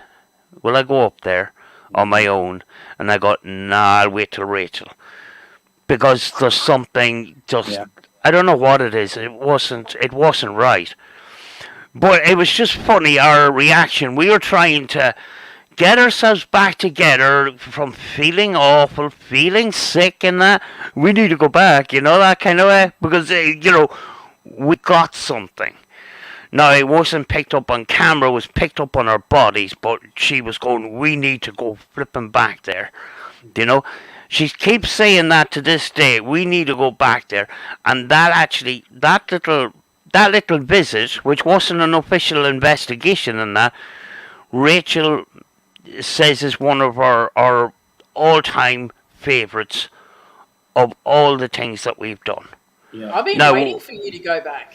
Mm. I can't go anywhere until my car is fixed, but Yeah. hopefully, I can get it in next week. I had to hibernate for a couple of weeks and save money to get this car fixed and that, but hopefully it'll be back running next week and I actually get my freedom because I'm stuck in the house. It's terrible, you You mean know. you had to resist buying a couple more spirit boxes? Is that what you mean?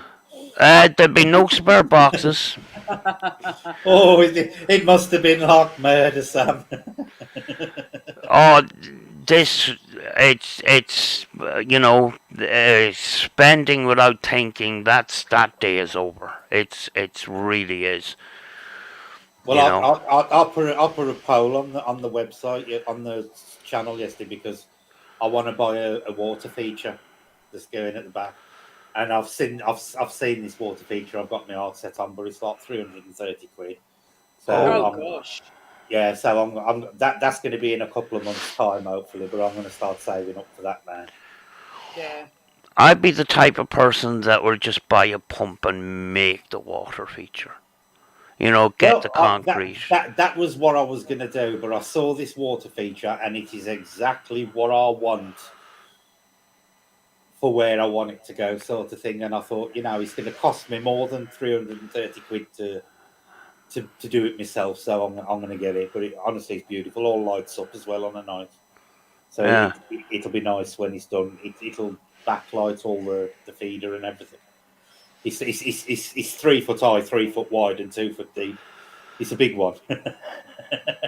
I like it though because it's Yeah. got like a little waterfall they can like bathe under and Well, I yeah. was working out on the channel since I've started this bird channel. Now, bear in mind that bird channel's only been going what 5 weeks, 4 or 5 weeks. I've spent probably £1,000 on it already. Yeah. It's just stupid money. It all adds up, like. Yeah, Do you know? and you're buying things little bits at a time, and you think, oh, that ain't cost much, and then you start to add it all together, and you think, Jesus Christ. Do you That's know what me I? too, Justin. You know I think of some of the investments I've done. I won't get money back on it and that. And you're talking about 5, 6, 7,000 quid, like. Yeah, yeah, And I'm driving around in a couple of £100 car. It doesn't make sense to me anymore. You yeah, know. yeah, and that's the stage I'm getting to now, Sam. That's exactly the stage I'm getting to. I think, I'm buying bits of this, bits of that, bits of the other. I could have had this, that, or the other for what I've spent. Let me ask you guys a question. This is a little off topic at the moment because I just had a thought that hurt. Um, so you know how I'm yet to upload the PSB7T footage from that nighttime investigation I've done, right? It's Mhm. ready to go up. But there's one photo that I caught, and I was taking photos at that night on my DSLR. And I've never really bought much into orbs or anything else.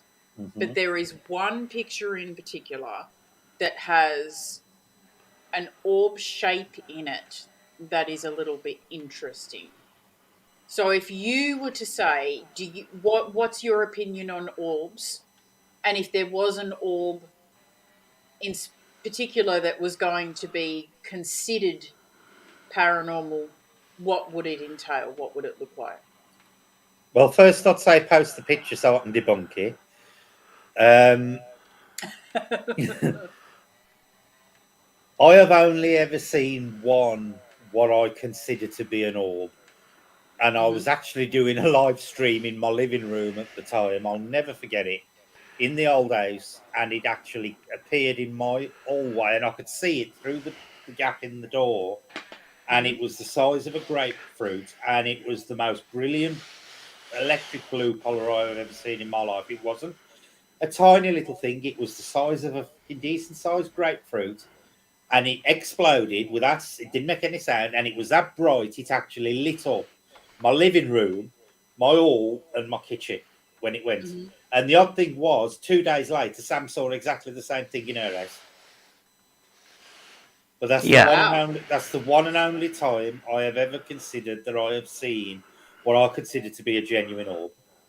Mm, So I do believe they exist. mm. Yeah. Do you know when we went to Cumber House, we were invited by Peninsula Paranormal. Their latest video shows a light anomaly coming from the right, top right, to the bottom left, passing one of these EMF lanterns, that lights up with EMF. As it passes, diagonally like that, as it passes over the device actually lights up. Mm-hmm. Then about 20, 30 seconds later, the same thing happens again, where this light anomaly passes the device, and the device lights up. Mm-hmm. It's weird. Yeah. But that night I saw that orb in my hallway. When it disappeared, it flared really brightly to the point it actually lit my living room up. It lit my hallway up, and it lit the kitchen up. It was like, an arc welder. When somebody used an arc welder and you've got that really intense electric blue lights up. Yeah. That is exactly what it was, and that was exactly how it lit my house up. You know, I experienced an orb at the Cooney Ghost House the first time I was there, and it passes my hair, and my hair actually lifts as it's passing. It wasn't Mm-hmm. caught on camera, by the way, but it was the best way I could describe it is, do you know them old-fashioned TVs where you turn them off and then you put your hand on the screen, you get the Yeah, static and that? yeah, yeah, That's how it felt on my head, yeah. you know?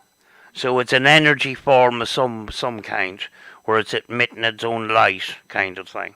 Mm-hmm. And I actually had an orb travel up a room in a location where I asked the stupid question: if you are here with us right now, can you show yourself as a light anomaly if you are here? Next thing, this flashing light goes straight up the room. I'm thinking, that's not an insect. That is a flashing light going up the room, Yeah, like. yeah. This is what I always say to people when they say, "Is this an orb?" I always say the easiest way to tell is if you've got it on a moving video, for example, and it's dim on the edge of your picture and gets brighter as it gets to the center, then fades again as it moves off to the other side. It's a piece of airborne debris, and it's your camera illuminating it. A genuine orb maintains the same brightness constantly or pulses. They are self illuminated. You can tell the difference between an object that is self illuminated and one that is being illuminated by an external source. Yeah, if you want to really start go into it, study aerodynamics and stuff like look into a bit about aerodynamics and actually movements. You Mm-hmm. put up your hand like that, you're actually causing, no Yeah, matter if it's only air a small currents. bit, you're disturbing the air Yeah, around you and that. And but if it's going against, air turbulence and that, and it's yeah, just traveling in a straight trajectory, yeah, there's something up there, because there's always some kind of air turbulence, because we're yeah, breathing in and out in the room as well. We're causing, even not moving, while we're talking or breathing and that, we're still moving the air in a room. yeah, Mm. yeah. I actually there's one spirit box session that I'd done at home where I just asked random questions and stuff, and I haven't uploaded it yet. Why But is I your was in webcam? Why is your webcam getting darker and darker? Because it's mine. night time. Yeah, Because I've got my iMovie window open probably, and it's because dark. you've gone really dark. You look like you're sitting in a closet. Maybe I am, Brett. Honestly, over the last 5 minutes, your picture has gone darker and darker. It's probably because I've changed the screen. I'm not on the StreamYard screen. Right. Um, but yeah, in this session, there's one part of the video. There was a lot of dust floating around in that because I was on my bed doing it, Mm-hmm. and I showed them. I said, "Watch this," and you can see like people might be like, "Oh, there's orbs," and I smack the blanket, and you can see all the dust come up into the air and illuminate it. You know, I The think thing is when that, go on, Sam, sorry. I think when when you do get a capture of an orb and there is dust in the air, that actually is a good thing because you can actually see the way the air is actually Yeah, traveling, and then yeah, the orb is traveling in a completely different direction usually. yeah. mm, The amount of people I have seen post what they claim to be orb videos, and 99% of them, they genuinely believe they're orbs. They're not doing it to fake or deceive people. They genuinely believe it's orbs, and then they go, "Well, I know it's genuine because it's traveling straight up or it's traveling straight down." And I think you really haven't watched dust. Dust doesn't just drift down on an angle. I've seen dust go vertical. I've seen it, go top to bottom of a screen. I've seen it zip across the screen at speed. Dust can move depending on how the air currents are shifted. Dust can move in any description, in any direction. It doesn't just gently fall. It can go upwards. It can rocket upwards. Yeah, another thing to look into as well is how insects travel through the air as well. Yeah. They don't do 90-degree turns unless there's a Hmm. big turbulence of air, that kind of way. Yeah. Yeah. Well, They travel in curves. well, it was like I was watching Mark Cam the other night in the garden at night because I was looking for wobbly, and a bat shot past the camera, and it was that close. I kid you not, it made me jump. But it weren't until I actually slowed it down and watched it frame by frame, I could actually tell what it was. Because it was so brightly lit by the IR light, it just looked like some huge, great white mass had shot past the screen. And I literally had to slow it down frame by frame to see what it was. Yeah, the thing with the security camera light, security cameras as well is there's a lot of IR light, and Oh, yeah. it will just bounce off anything. Yeah. Well, that PTZ camera is designed to shine light for 100 meters. So you can imagine how bright it is in my little 40-foot garden. It Yeah. lights everything up, Sam. Everything.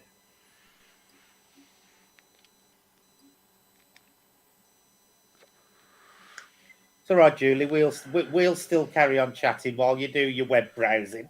no, it wasn't that. I was trying to find the picture on my computer, and it's not. It's saved to my portable hard drive, and it's in my iMovie. But then I'd have to show you the whole freaking iMovie contents, and I don't want to do that because it'll spoilers. And I've already deleted it from my phone, so I'd have to plug my portable hard drive into the computer, which is going to make it lag out. All So right. I can't do it right now. Yeah. but but the or this I'm not going to call it an orb. I'm going to call it an anomaly. I think it's the wrong time of year to be pollen, but it gives the appearance of pollen. You know when pollen's lit up, it Yeah. kind of looks see through, and it's coloured, but it Yeah. kind of has a very distinct pattern on it. Hmm. That's what I Moisture think it looks like. moisture droplets will do the same. It will show up blue and red and stuff like Yeah. that. Yeah. Yeah, this one's You know. kind of a greenish kind of Yeah. a colour. Yeah. As will even dust. If it's a thin slither of dust, they're semi-transparent. It all depends on how the light is either shining through it or reflecting off it. Because obviously, even with a prism, you can change white light into any color you want. It's that kind of effect. It's how the light reflects and bends off whatever is reflecting off. Yeah, I mean, like one of the big causes of dust is actually skin shedding, which can Yeah. be very small particles, but they're actually transparent as well. Yeah. So when a light is shone on them, they will reflect light and stuff. You know. Sorry, I'm just laughing at the chat. I would have run that little doll over. Yeah, but it's like that stupid story. That stupid story that Dedrick just put up there about the biker who took the pee out of Annabelle. If she wanted to prove it to him, she weren't going to kill him because She didn't prove it to him, did she? He was dead, so wouldn't know. It's just ridiculous. Yeah, as we said before, many people have died coming back from shopping at Hmm. Walmart. Do you know what I mean? Yeah. Exactly. Do you know, there's not. You How can. many people have died in Walmart for that reason, Sam? Yeah, that's true. Bet up by an angry Karen. Yeah. Oh, back in the day when it happened too. I mean, how many years ago was it that happened? Because like they didn't always wear helmets either back in the old day. And let's be honest. You go out for a good day. You've got your girlfriend with you. Showing off. You're on your motorbike. You're going to be showing off at high speed. Hmm. Yeah. I don't know Yeah. what you mean, Sam. It just reminds me of a car accident years ago. And the guy was. There's 1 in a million chance that he was going to get saved by this. He's the end of the pier in the town that I had moved to. At the end of the pier was a bit of a nookie spot where lovers hang out and do things in their cars.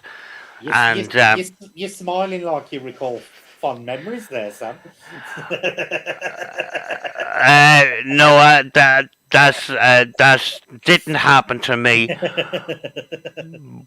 But I was there the next day, and I don't know how he managed to do it. Do you know these telegraph poles where there's a vertical stay from the top of the pole down to the Yeah. ground? Yeah, Yeah. yeah. This guy was in such a big hurry to have a bit of nookie at the end of the pier. He drives his Honda Civic at high speed down the pier. The car flips over, and in midair catches between the pole and the stay, and it's hanging over the pier, suspended down in the water. The only thing holding him up, the car is upside down. The only thing holding him up is his stay. Jesus. The two of them walked away unhurt, but it made it class. It was all over the local newspapers the next day because it was such a brilliant shot. Like Yeah, I'll be. this Honda Civic held by this wire stay over the water where they could have went in. I mean, he must have been in a really big hurry for Nuki. Nicky. It's like tonight's the night. He's like, Hi, Suki. You want some nookie? maybe they were high school lovers. Yeah. I bet you they weren't in the mood for Nuki after they got home. No, Maybe but they did it were. before they strung them down. That comes back to what we were talking about last week, where I said, if it's not your time to die, you're not going to die. Something always intercedes to save you. Because what is the chances of the car flipping and wedging into something that keeps it from going into the water? That was a 1 in a million chance that Yeah. that car was in that position at that particular time. Yeah. It's impossible. It's almost impossible. Yeah. And managed to do it. Yeah. It's like we were saying like I was saying last week. I do genuinely believe that occasionally something will intercede to stop anything happening to you if it's not your destined time to go. I gotta check the fire. There was one of these weird accidents, and I think it happened in America, where this car had an accident.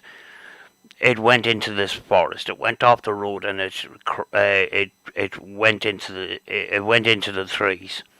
But when they went to recover the vehicle the next morning, they were scratching their heads because it was actually impossible for the car to actually go to where it did, because it went between two trees, narrower than the car itself, and there was no damage on the trees. Yeah. That was weird, like. Whether it's made up or not, is another thing, but it's just a kind of a weird story.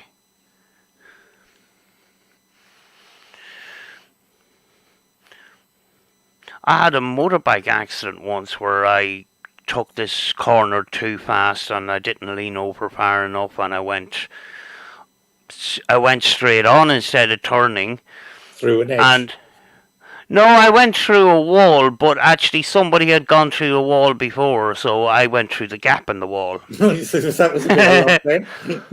Yeah, I done a little bit of damage to the fairing, but not much. But I was flipping lucky. I mean, like it was only a couple of feet of a wall, part of the wall that was broke, and I managed to go in through there. You know? Yeah, but I do, Sam. I genuinely believe that if it's not your time to die, something will step in and help. I really do. Yeah. Because, it's been 4 times I technically should have been dead now. And 4 times I haven't. Yeah. Oh, that Sam's got the sailor suit one. What's that bloody sailor doll called? Robert. Robert in it.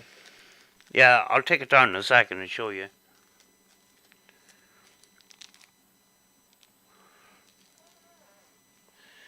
I'm gonna turn the cam up or reset. Did I just hear Julie fart then?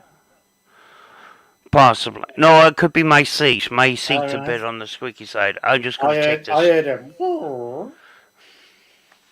Yeah, I think it was my seat. Julie squeezing one out. Now we know how it lights the fire.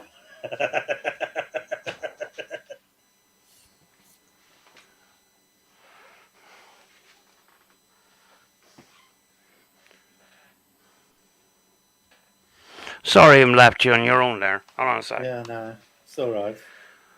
We've all abandoned Brett. Lovely. Have you had a cricket moment? There is the little Robert doll, which is a little it's a souvenir that is got in the gift shop in the museum where Robert the doll is. You don't get the chair. I had to buy the chair with a teddy bear in it, and I bought the chair especially for Robert to sit in, and he's in a little glass case and that. That's the one who they all write apology letters to, isn't it? It is, yes. Where they claim he does all sorts of weird and nasty things to him. Yes, if you look at him the wrong way or ignore him or any of that kind of shit, he gets a bit on the huffy side. Which I think is possibly a lot of psychological stuff. Well, it makes you wonder why people go and look at him if he's so easily offended. Oh sure, I mean, like even J Station went there with oh my gosh, and J Station was calling him all sorts of names and stuff.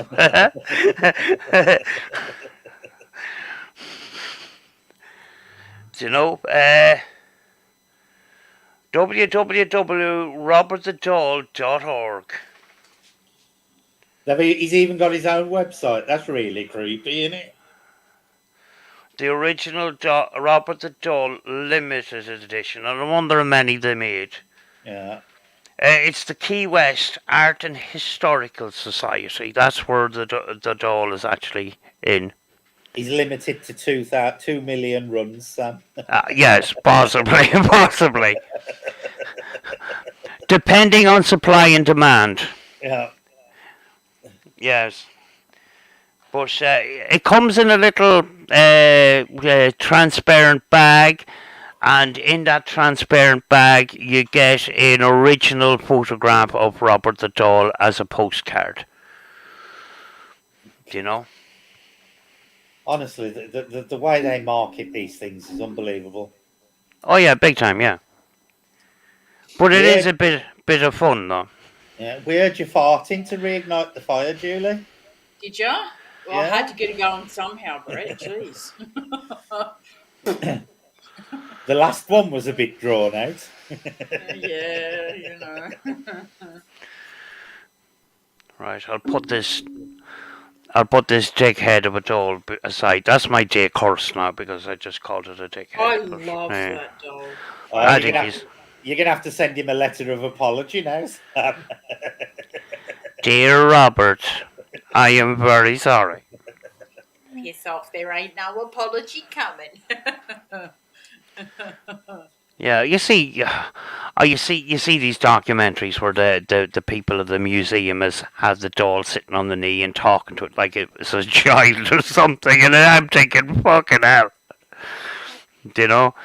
But that's him, little Robert, and as I says to the others, you get it in a transparent little bag, and in that little bag you get the original photograph of the real Robert the doll, and it's done in a kind of a postcard form sort of thing. So that's it, you know. It's done as a postcard, so you can send your apology back to him.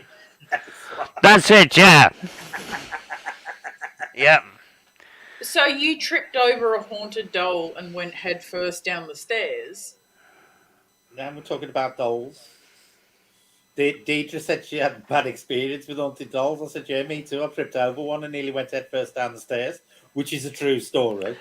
Really? But it weren't an haunted doll. It was just a doll. Oh, a normal doll. I've had a number of incidents with Lego, where I've stood on Lego in the middle of the night while going to the bathroom, and so I think Lego possibly could be haunted as well. Yeah, especially if it's one of the eight bricks, because they're bigger. They really dig in. Or UK plugs turned up with them. Yeah. Yeah. If you stand on a UK plug, you will not forget about it. Well, Andy would know what I mean by this, and Kim, being an Aussie kid, you run around without your shoes on, and sometimes if you're in a country area, there'll be old sheets of iron down the side of the house, and you step on a rusty nail. Oh, I've done that too. When they were modernising my parents' estate, when we were kids, we used to go and play in the houses that were empty at the time, and my mate actually stood on a nail that was connected to the plank, and it went straight through his foot, and we had to take him home with 4 foot of Oh, no way. with 4 foot of plank still stuck to the bottom of his foot like a ski. I will never ever forget that as long as I live. It was a proper thick 6-inch nail, and it literally Julie went straight through. You saw. Do you know what I found the funniest part of that? When you said when they were modernising my parents' estate, you sound like some posh twat. No, it's a council estate, far from posh. Oh, I was wondering, did they modernise the stables as well?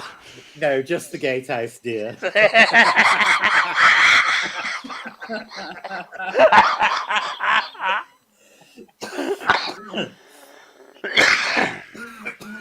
We're taking a ride in Seago's back pocket again.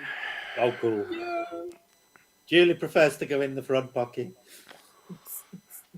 Oh, Brett. It's a little crowded in the front. Well, there is. Once your tongue's out, there's no room for me or Sam. Oh. Fucking hell. You're terrible.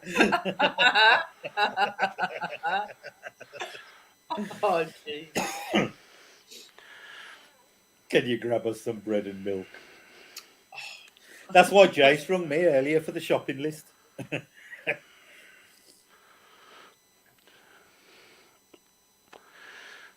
Crickets. Yeah. I'm gonna have to get a cricket sound effect. Oh. You're gonna have to what? Get a cricket sound effect. So when you desert me, the pair of you again, I can just play it. Yeah. It's On the cash register, if you can get it, lol. It's not Grand Theft Auto. Funny enough, at the beginning of the stream, while I've been talking to you, I've actually been playing Grand Theft Auto on the other screen. That shows how interesting we am, Julie. As playing frigging Grand Theft Auto. No, do you know what I was? Do you know what I was doing? I was actually jumping on the cars and riding around on the roof of the cars, seeing how long I could. Yeah, you go down to there's a fair on a little pier near the water, and they've got like a little roller coaster and that. Xavier would go down there with his friends, and they'll stand on the roller coaster and see how long they can stay up there. Do you know? I can honestly say I've never played GTA. Jay used to play it a lot as a what? He called me in the one day to show me beating hookers up with a bat. Like I wanted to Yeah, see that that. must be the older Yeah, one. Yeah, I'm like, Jay, that really ain't what I want to watch. well, I'm you a can bit. turn into Bigfoot. I'm a bit old school. I'm playing GTA 3, and Oh, I've got San Andreas, which isn't working at the moment. But I've got Grand Theft Auto, Liberty City Stories, and that's the one I'm playing at the moment because you can actually ride around on motorbikes and stuff. PS2. Wow. Wait till it gets Yeah. confused in a minute and puts up hot muscle.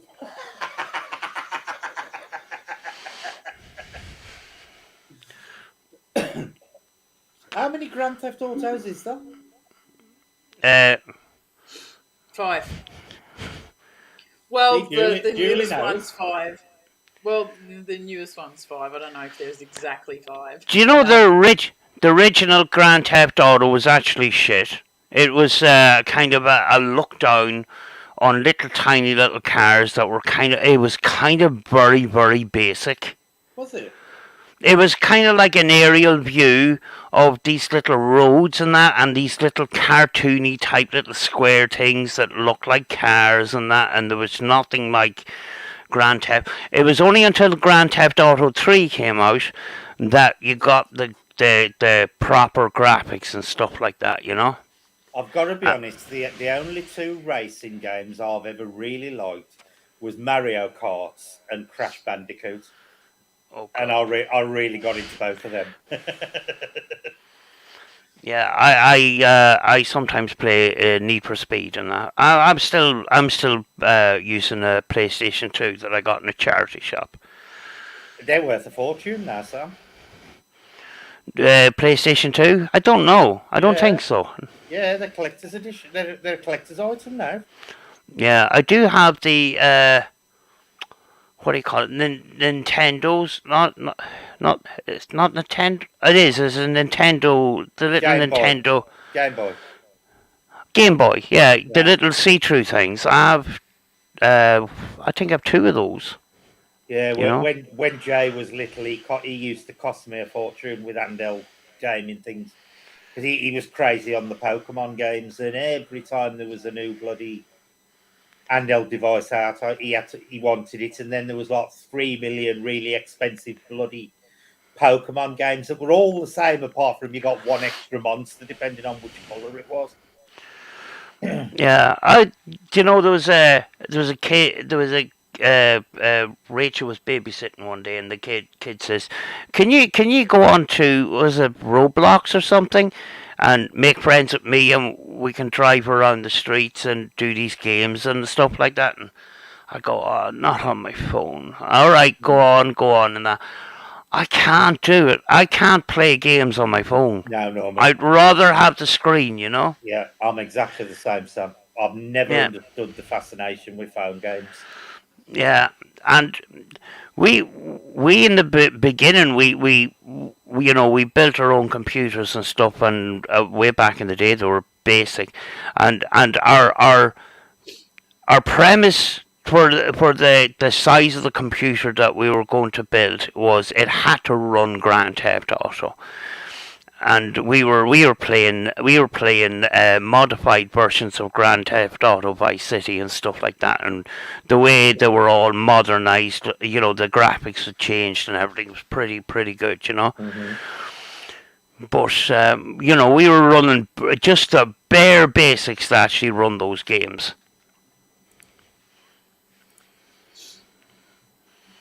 you put me on pause. Hang on. Now you got to talk now. Me and Sam have been doing all the chatting for the last 5 minutes. It's your turn. I have Avoid no idea. avoid the crickets. Let's have a look at the poll we put up earlier. Well, I put up earlier. What's your favorite horror movie? Conjuring series, 27%. Halloween series, 20%. And Nightmare on Elm Street had a whopping 47%. I People, love Nightmare on Elm Street. 7% of people voted for other.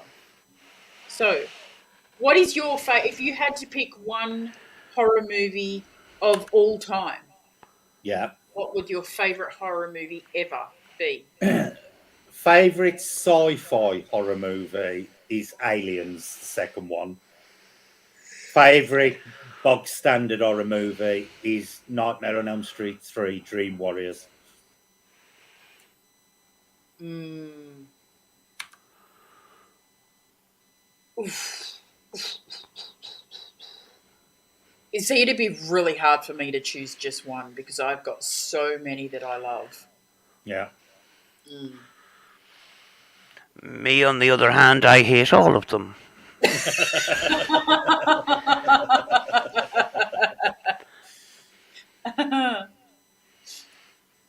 Yeah, You the know, Alien films were good films. the nearest thing I got to a horror film was a couple of weeks ago, where I bought a copy of a reenactment of the disappearance of the lighthouse keepers of the island of Scotland. And one of the guys in it turns crazy and he starts killing people, and I'm going, no, this isn't for me. But Mm. it's a very famous myth in Scotland, where these three guys are manning this lighthouse, and all three of them disappear, and then there's all these kind of conspiracy theories that they were actually on a haunted island in the first place, and they were cursed, and then, other theories of the aliens came down and took them, and all this kind of stuff. So there's a lot of myth and legend about the disappearing lighthouse keepers off that island in Scotland. I thought it would be some sort of way factual, but it just got a little bit too realistically gory for me. Mm. There's, the movies that you watch, and I'm pretty good at picking out endings of movies because a lot of movies are so predictable. Yeah. But every now and again you watch a movie and it just keeps twisting and turning, and you Yeah. don't know what the end is. Yeah, I like Yeah. those kinds of See, movies. I like Blair Witch. A lot of people don't like it, but I liked it because of the fact that no matter how many times I watch Blair Witch, you always notice something new in it. Mm. There's a lot of like twists and turns in it. Things like you notice like there's so many piles of stones, and that was how many kids. There's so many subtle references in it. And if you notice too, right at the beginning, before they even go to the forest, they stop in at the old lady's house, and she's got one of the little wooden figures on her front gate. Did you Yeah, notice yeah, that? yeah. Yeah, There's just so many things every time yeah. you go into it. There's something new. It's very well done. It is. Very well done. Alien, alien. We actually have another. Well, it's a bit of a mystery, and unfortunately, it's a sad one. Some time ago, about 2 or 3 years ago, I went down and I filmed a lake just outside the city, and the ghost story behind it was that there was two little kids. They were playing on the ice of the lake, and they were building a snowman. But unknown to them, they were actually building it on the ice of the lake, which they could have fallen through. Mm. And they call her the Grey Lady, comes out of nowhere and tells them to please come off the ice because she could go fall down and break the ice and drown. Mm.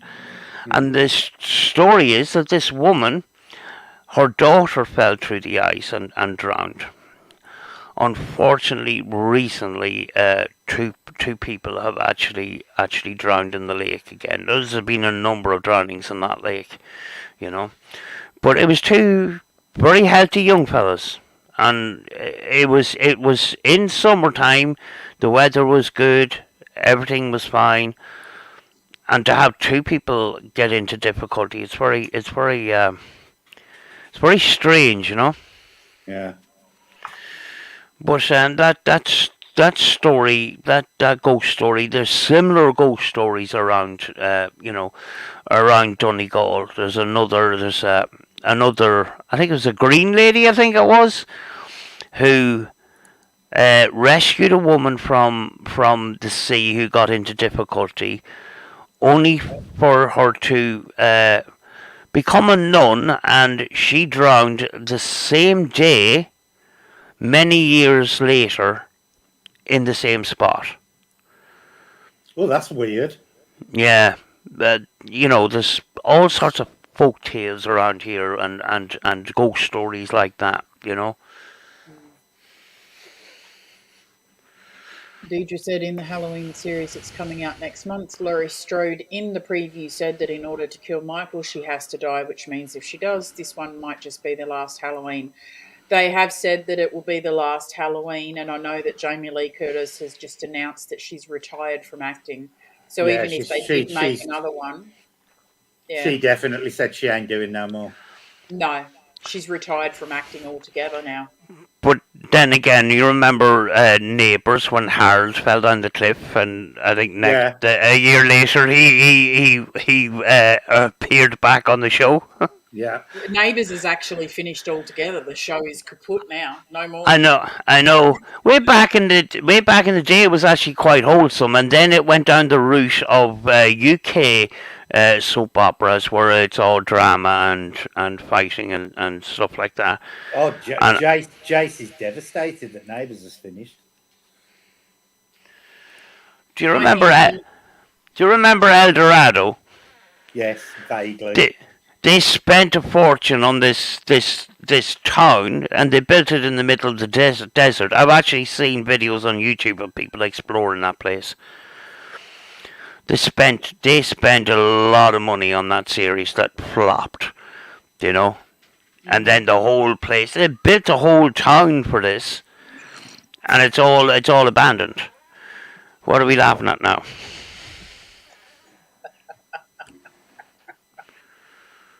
look at Brett's screen.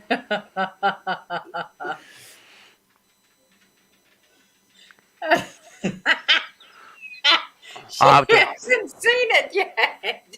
I see it, but I have to increase the thing because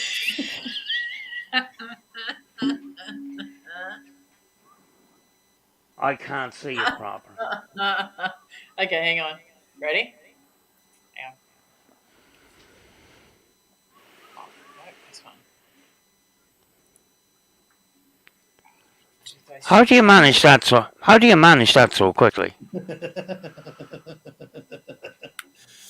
I'm quick with GIMP. Oh, why won't it do this? I see a picture at the side of my face, but I can't fully see the picture. Oh, it's grand. It's a PlayStation 2, and then a picture over it.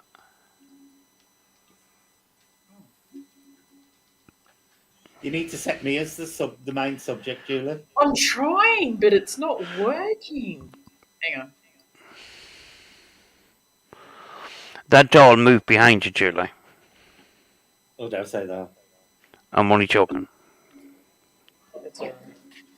Why won't it move? Why? Oh, Right, here we it's go. moved you. Right. Right, Who is that? Who the hell is that?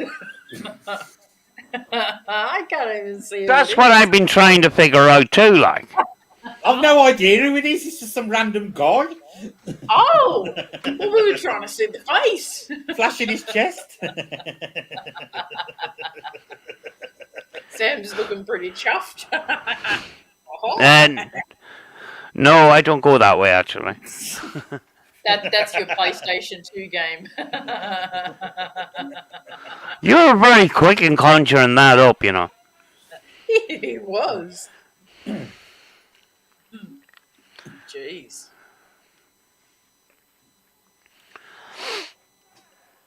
It's amazing what you can do with GIMP in a few minutes.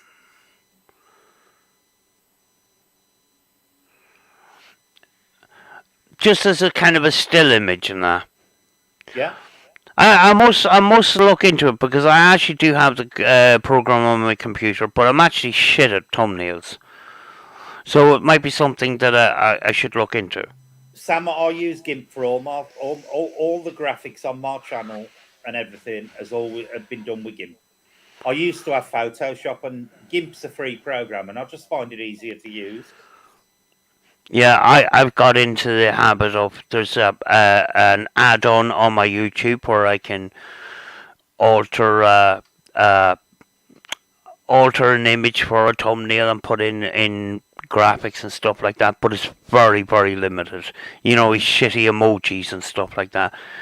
Yeah. And I need something a little bit better than what I have. You know. Right. Well, what you need to do is look for a program called GIMP. It's GIMP. Oh, I Don't look have at it. Yeah, I was gonna say, don't look at the sexual things that come up. It is actually an art program, and yeah, but you know what GIMP means.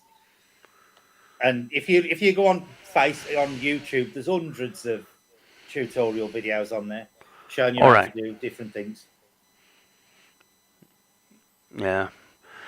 Yeah, I need to step up the game, basically. Yeah, you can start getting your revenge on me then. Yeah. Yeah.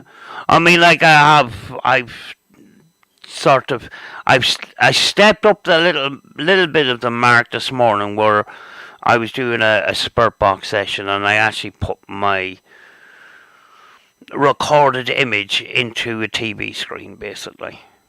Yeah, Just something different. And there was one yesterday where I'm doing a spurt box session and I have myself in the corner in a small something, similar like a Twitch stream.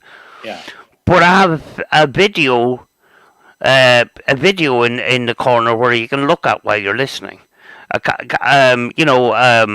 A dash cam footage of me driving through the yeah. countryside and stuff. I'll do all that with OBS.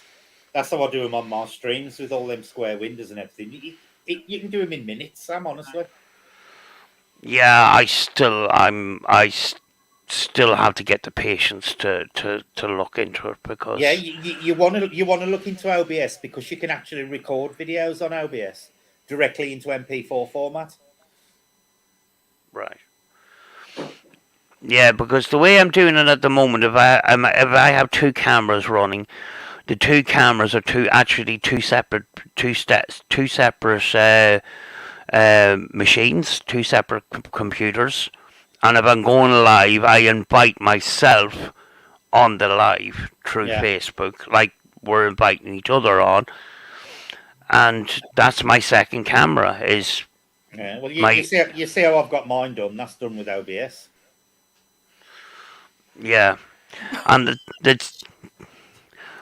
thing about inviting myself is I've almost used up my 20 hours for the month because apparently if I'm on the stream and then I invite myself, it sort of doubles up.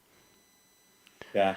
So if I'm recording for 2 hours, that's 4 hours. Yeah, Basically. it doubles your bandwidth as well. Yeah. What are you tittering at now? Hang on. It's really badly done. Oh dear. Hang on a second. This is the childish things we get up to, folks, after we've been live a couple of hours. Oh, it's good. Okay. And we still haven't been cancelled. I'm surprised. We're still going. Still good. Try.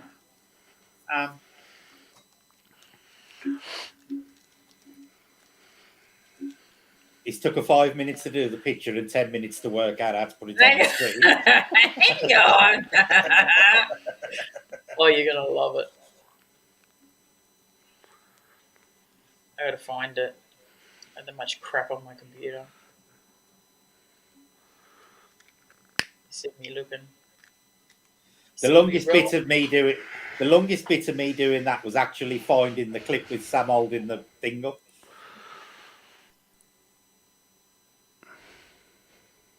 That's because you're a professional. I'm still learning. No, I'm just saying that's how good GIMP is. The longest thing to do that was actually finding the clip on YouTube. Yeah. I'm going to try and get creative with some of the Spurt Box sessions that I'm doing. One of my ideas is actually get a front view of a car and put myself into the windscreen as if I'm sitting in the car doing the Spurt Box session. You could do, Sam, you could do. My hair doesn't look right. What have you done to my hair? I've only got like a hair on the back of my head hanging down. Fucking hell. You've only got hair on one side. Yeah.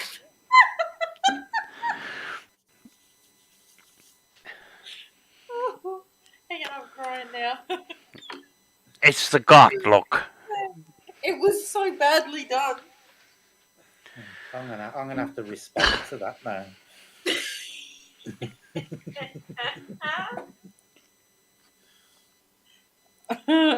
You lot carry on talking. I'll sort someone out.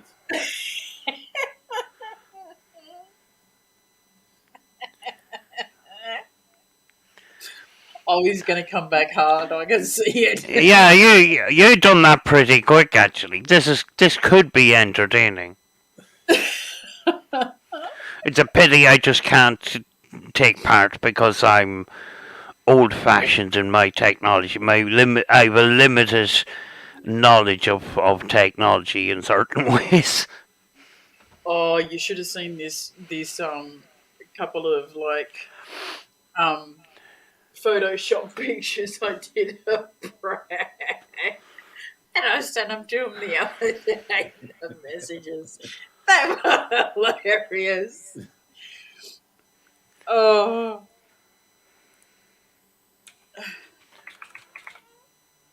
This is the kind of stuff we do for fun. Yeah. Yeah, he has sent me some photographs, but if I did share them, we definitely would get cancelled. We would. Yeah, the last thing I want is to get more cancelled than I already am, because the last 2 weeks has been really shit on my channel. It's been really bad. I just wanted to hibernate for a couple of weeks and let this all blow over, kind of thing.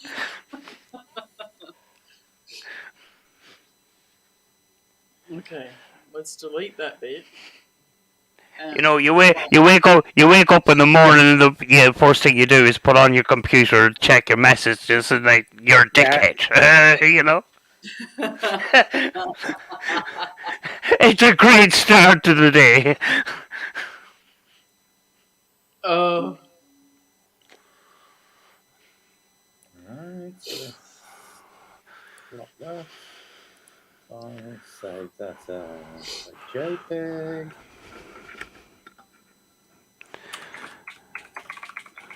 Oh, you'll like this one. I did a really nice one for you, Brett. Okay.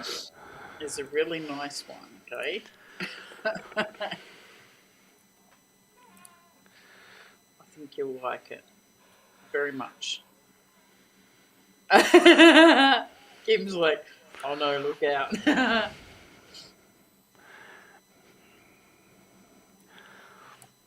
You know we don't have a script for this show.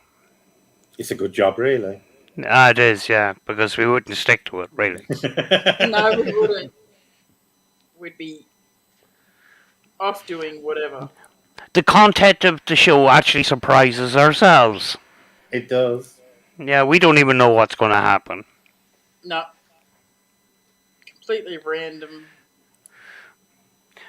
We always end up at the end of the show about 1,000,000 miles away from the topic we were supposed to be talking about. Yep, we do.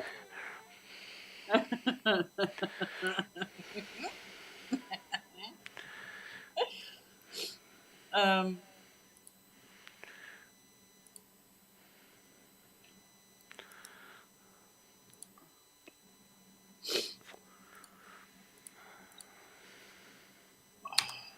I'm thinking. I'm thinking. Has somebody got a washing machine on? No. Or some sort of.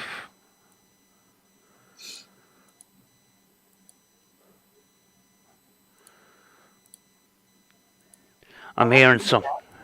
Yeah, it's like water kind of, but it's kind of like a deep sound. Could be Brett's neighbour. They're pretty noisy. Mm.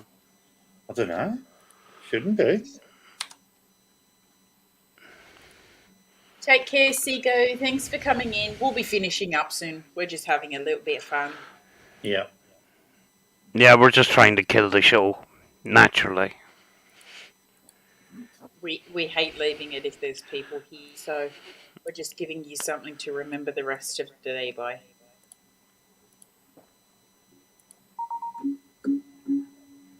We're trying to go out with a bang here. We are. Literally. I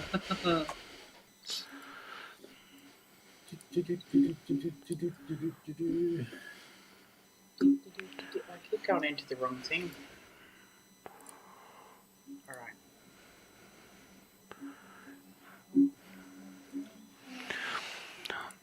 I had a sudden burst of creativity while I was doing a Spirit Box session, and I was, putting the video together. And at the end, I decided to put all these sarcastic, paranormal, skeptics sound bites in at the end of it. It actually turned out kind of funny.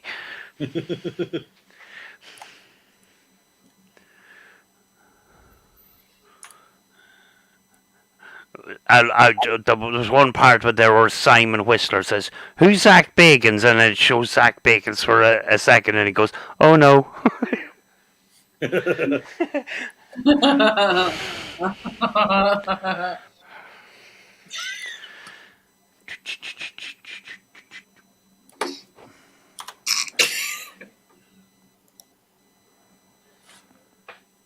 Fucking hell.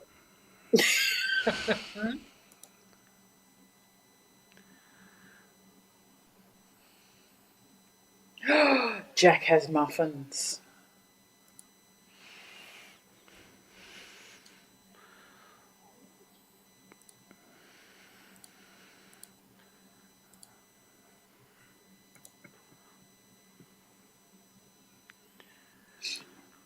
He does. Loves his dolls.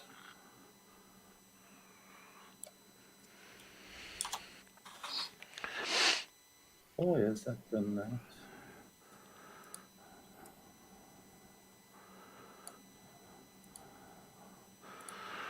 I have most of my dolls now in the attic. If I ever move from here and I leave the dolls behind, somebody else is going to go into that attic and go, "What the fuck was going on here?"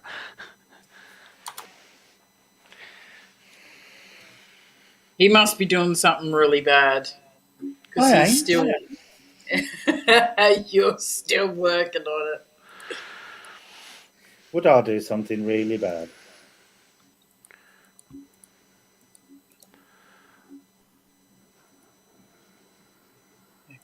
Oh, why is it doing that? This is the this Now, is the I'm gonna save it for next week because I want to get it spot on. we call it the try not to get cancelled challenge. Yeah. I'm gonna do it for next week. I've got all the images I need. But I've got to get Okay. it. I've got to get it just perfect. Well, that's our mission for next week. We're gonna have a competition, and Yeah. everyone in chat is gonna vote on who has the best profile picture. Okay. Oh We'll crap! I'm really bad at this. We'll do that then. I'll just show you a couple before we finish the stream. These are ones that I photoshopped of my daughter.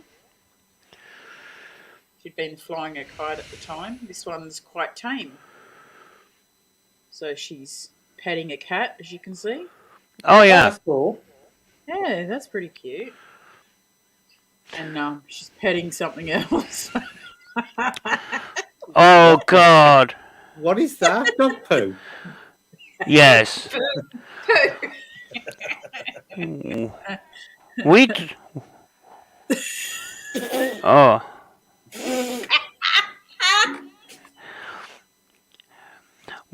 We actually done something similar in art school to do with Photoshop and that. We had to create a house out of recycled materials, and the house would be about that size.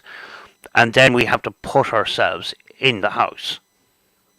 You kidding? Yeah, yeah. We create a landscape, a house with a little garden or whatever, and then we have to Photoshop ourselves into the house. We had to create the little cardboard house with the little TV and the chairs and all that shit, and then we had to Photoshop ourselves into the house and that. That'd be so much fun. I can remember me and my friends when we were teenagers. You'd have glasses or something, and so you'd cut eyes out of a magazine and stick them on the inside of your glasses. Yeah, yeah. I used to, what do you call it, have photographs of me standing beside really exotic cars and stuff like that, looking really cool, and all the rest of it. Like, but Yeah, I kind of forget how to do it now. You know, I'll yeah, have to do some of them with me and Jason Momoa. yes. do the YouTuber flex thing. You know what you should do? You should do one of you and Jace, like somewhere exotic or a funny one or something, and put it in a frame. Put it in the lounge or something, Yeah, and see how long it takes for him to find it, to see it. forever. I'll be back in a sec. Hang on. All right, that'd be quite funny. Yeah, it's one thing that I just didn't get around to learning much about, even though I did learn it in art college and stuff. And we've done pretty spectacular things with making props and making landscapes out of all sorts of recycled materials and stuff, and then placing ourselves in that landscape that we just created. Yep. But I kind of. It's one thing that I should have learned because I'm on YouTube and that, but way back in the day, believe it or not, the one thing that I actually hated was the filming and the Photoshop. I absolutely hated that. I avoided that, and I was more into sculptures and paintings. Mm. And then look where I am today. I'm on camera almost every day. And filming, yeah. Yeah, it's kind of weird, like, because we were going around the city. I actually lived across the border, but we had to come to the college here in Derry for I think 2 weeks, and we had to. Way back in the day, there was no such thing as shorts. These short films, but was short films. The competition was we had a week to create a 1 minute video. So we had to have a beginning, middle, and end. And we were walking around the city with these big, massive cameras and stuff, and there were so many settings in it. I just can't be arsed with this because these things were the cameras that war correspondents bring to conflict places. They're big, but they're not huge, kind of thing. Yeah. And then we got to learn how the bigger cameras worked, but it's way over my head. There was just too much complications to them. Yeah, it is very complex. I find it difficult to even go through the flipping settings in my own little small cameras, like from the 1990s. I mean, like, still filming with old technology. I mean, like, this is from the 1990s. Yep. And it has hard drives rather than cards. So you plug it in, and you get your information off the hard drive that's inside, which is basically a laptop hard drive that's built into the camera. You know. Yep. I actually want to get myself a like a little action cam, for when I go on rides and things like that, because I can actually put all that footage onto my vlog channel. Yeah, a lot of people, you know, the people that I work with in the paranormal, they thought it was a great idea when I showed up with a body camera and that, and they started getting them as well. And there was times there where I couldn't be bothered bringing a camera in my bag, and these little the body camera, because it done night vision as well, I would just take that, you know, and I mean, like, it's 1296p. I mean, like, it's over 1080p. The night vision and the resolution in it is pretty good. It's slightly warped vision, and it's got a little bit of a fisheye on it, but I've done investigations with nothing but that camera. You See, know, I was going. There is a harness thing you can get even for like your mobile phone, yeah, and I was looking at getting one of them, except for the fact that my like I've got a proper bike jacket to protect me if I come off, and it is quite thick. So having to put the bike jacket on and then putting a harness on for the camera and that, you would need quite a big one because it would be quite bulky, I would think. He must have yeah, dropped it out. yeah. He must have dropped out. Mm. Maybe his other stream dropped off too. He might be having an internet issue. Yeah, but the small cameras, the little GoPros and stuff like that, you know, all very handy in certain circumstances, and that you can carry them around and you don't even know that you're carrying them around, basically, you know. Yeah, But we've turned what was, you know, a clip-on camera for security, and that we rigged it up to having a little tripod and that, and carrying it around and actually doing the whole investigation just with this particular camera, you know, yep. and it's Sorry, never failed. I clicked the wrong screen for some strange reason and closed myself down. Oh, that's all right.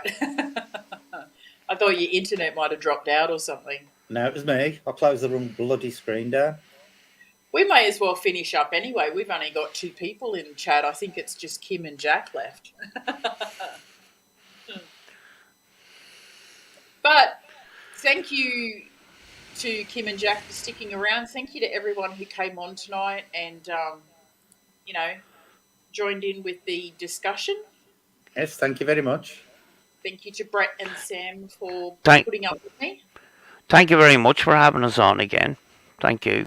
Yes, My thank you. absolute pleasure. And we'll see all you guys next week. Don't forget their channel links are, you know, in the top of the chat, and I'll have them in the description after. All right. Good night, Bye. everyone. Good Bye. night. Good luck now. Bye.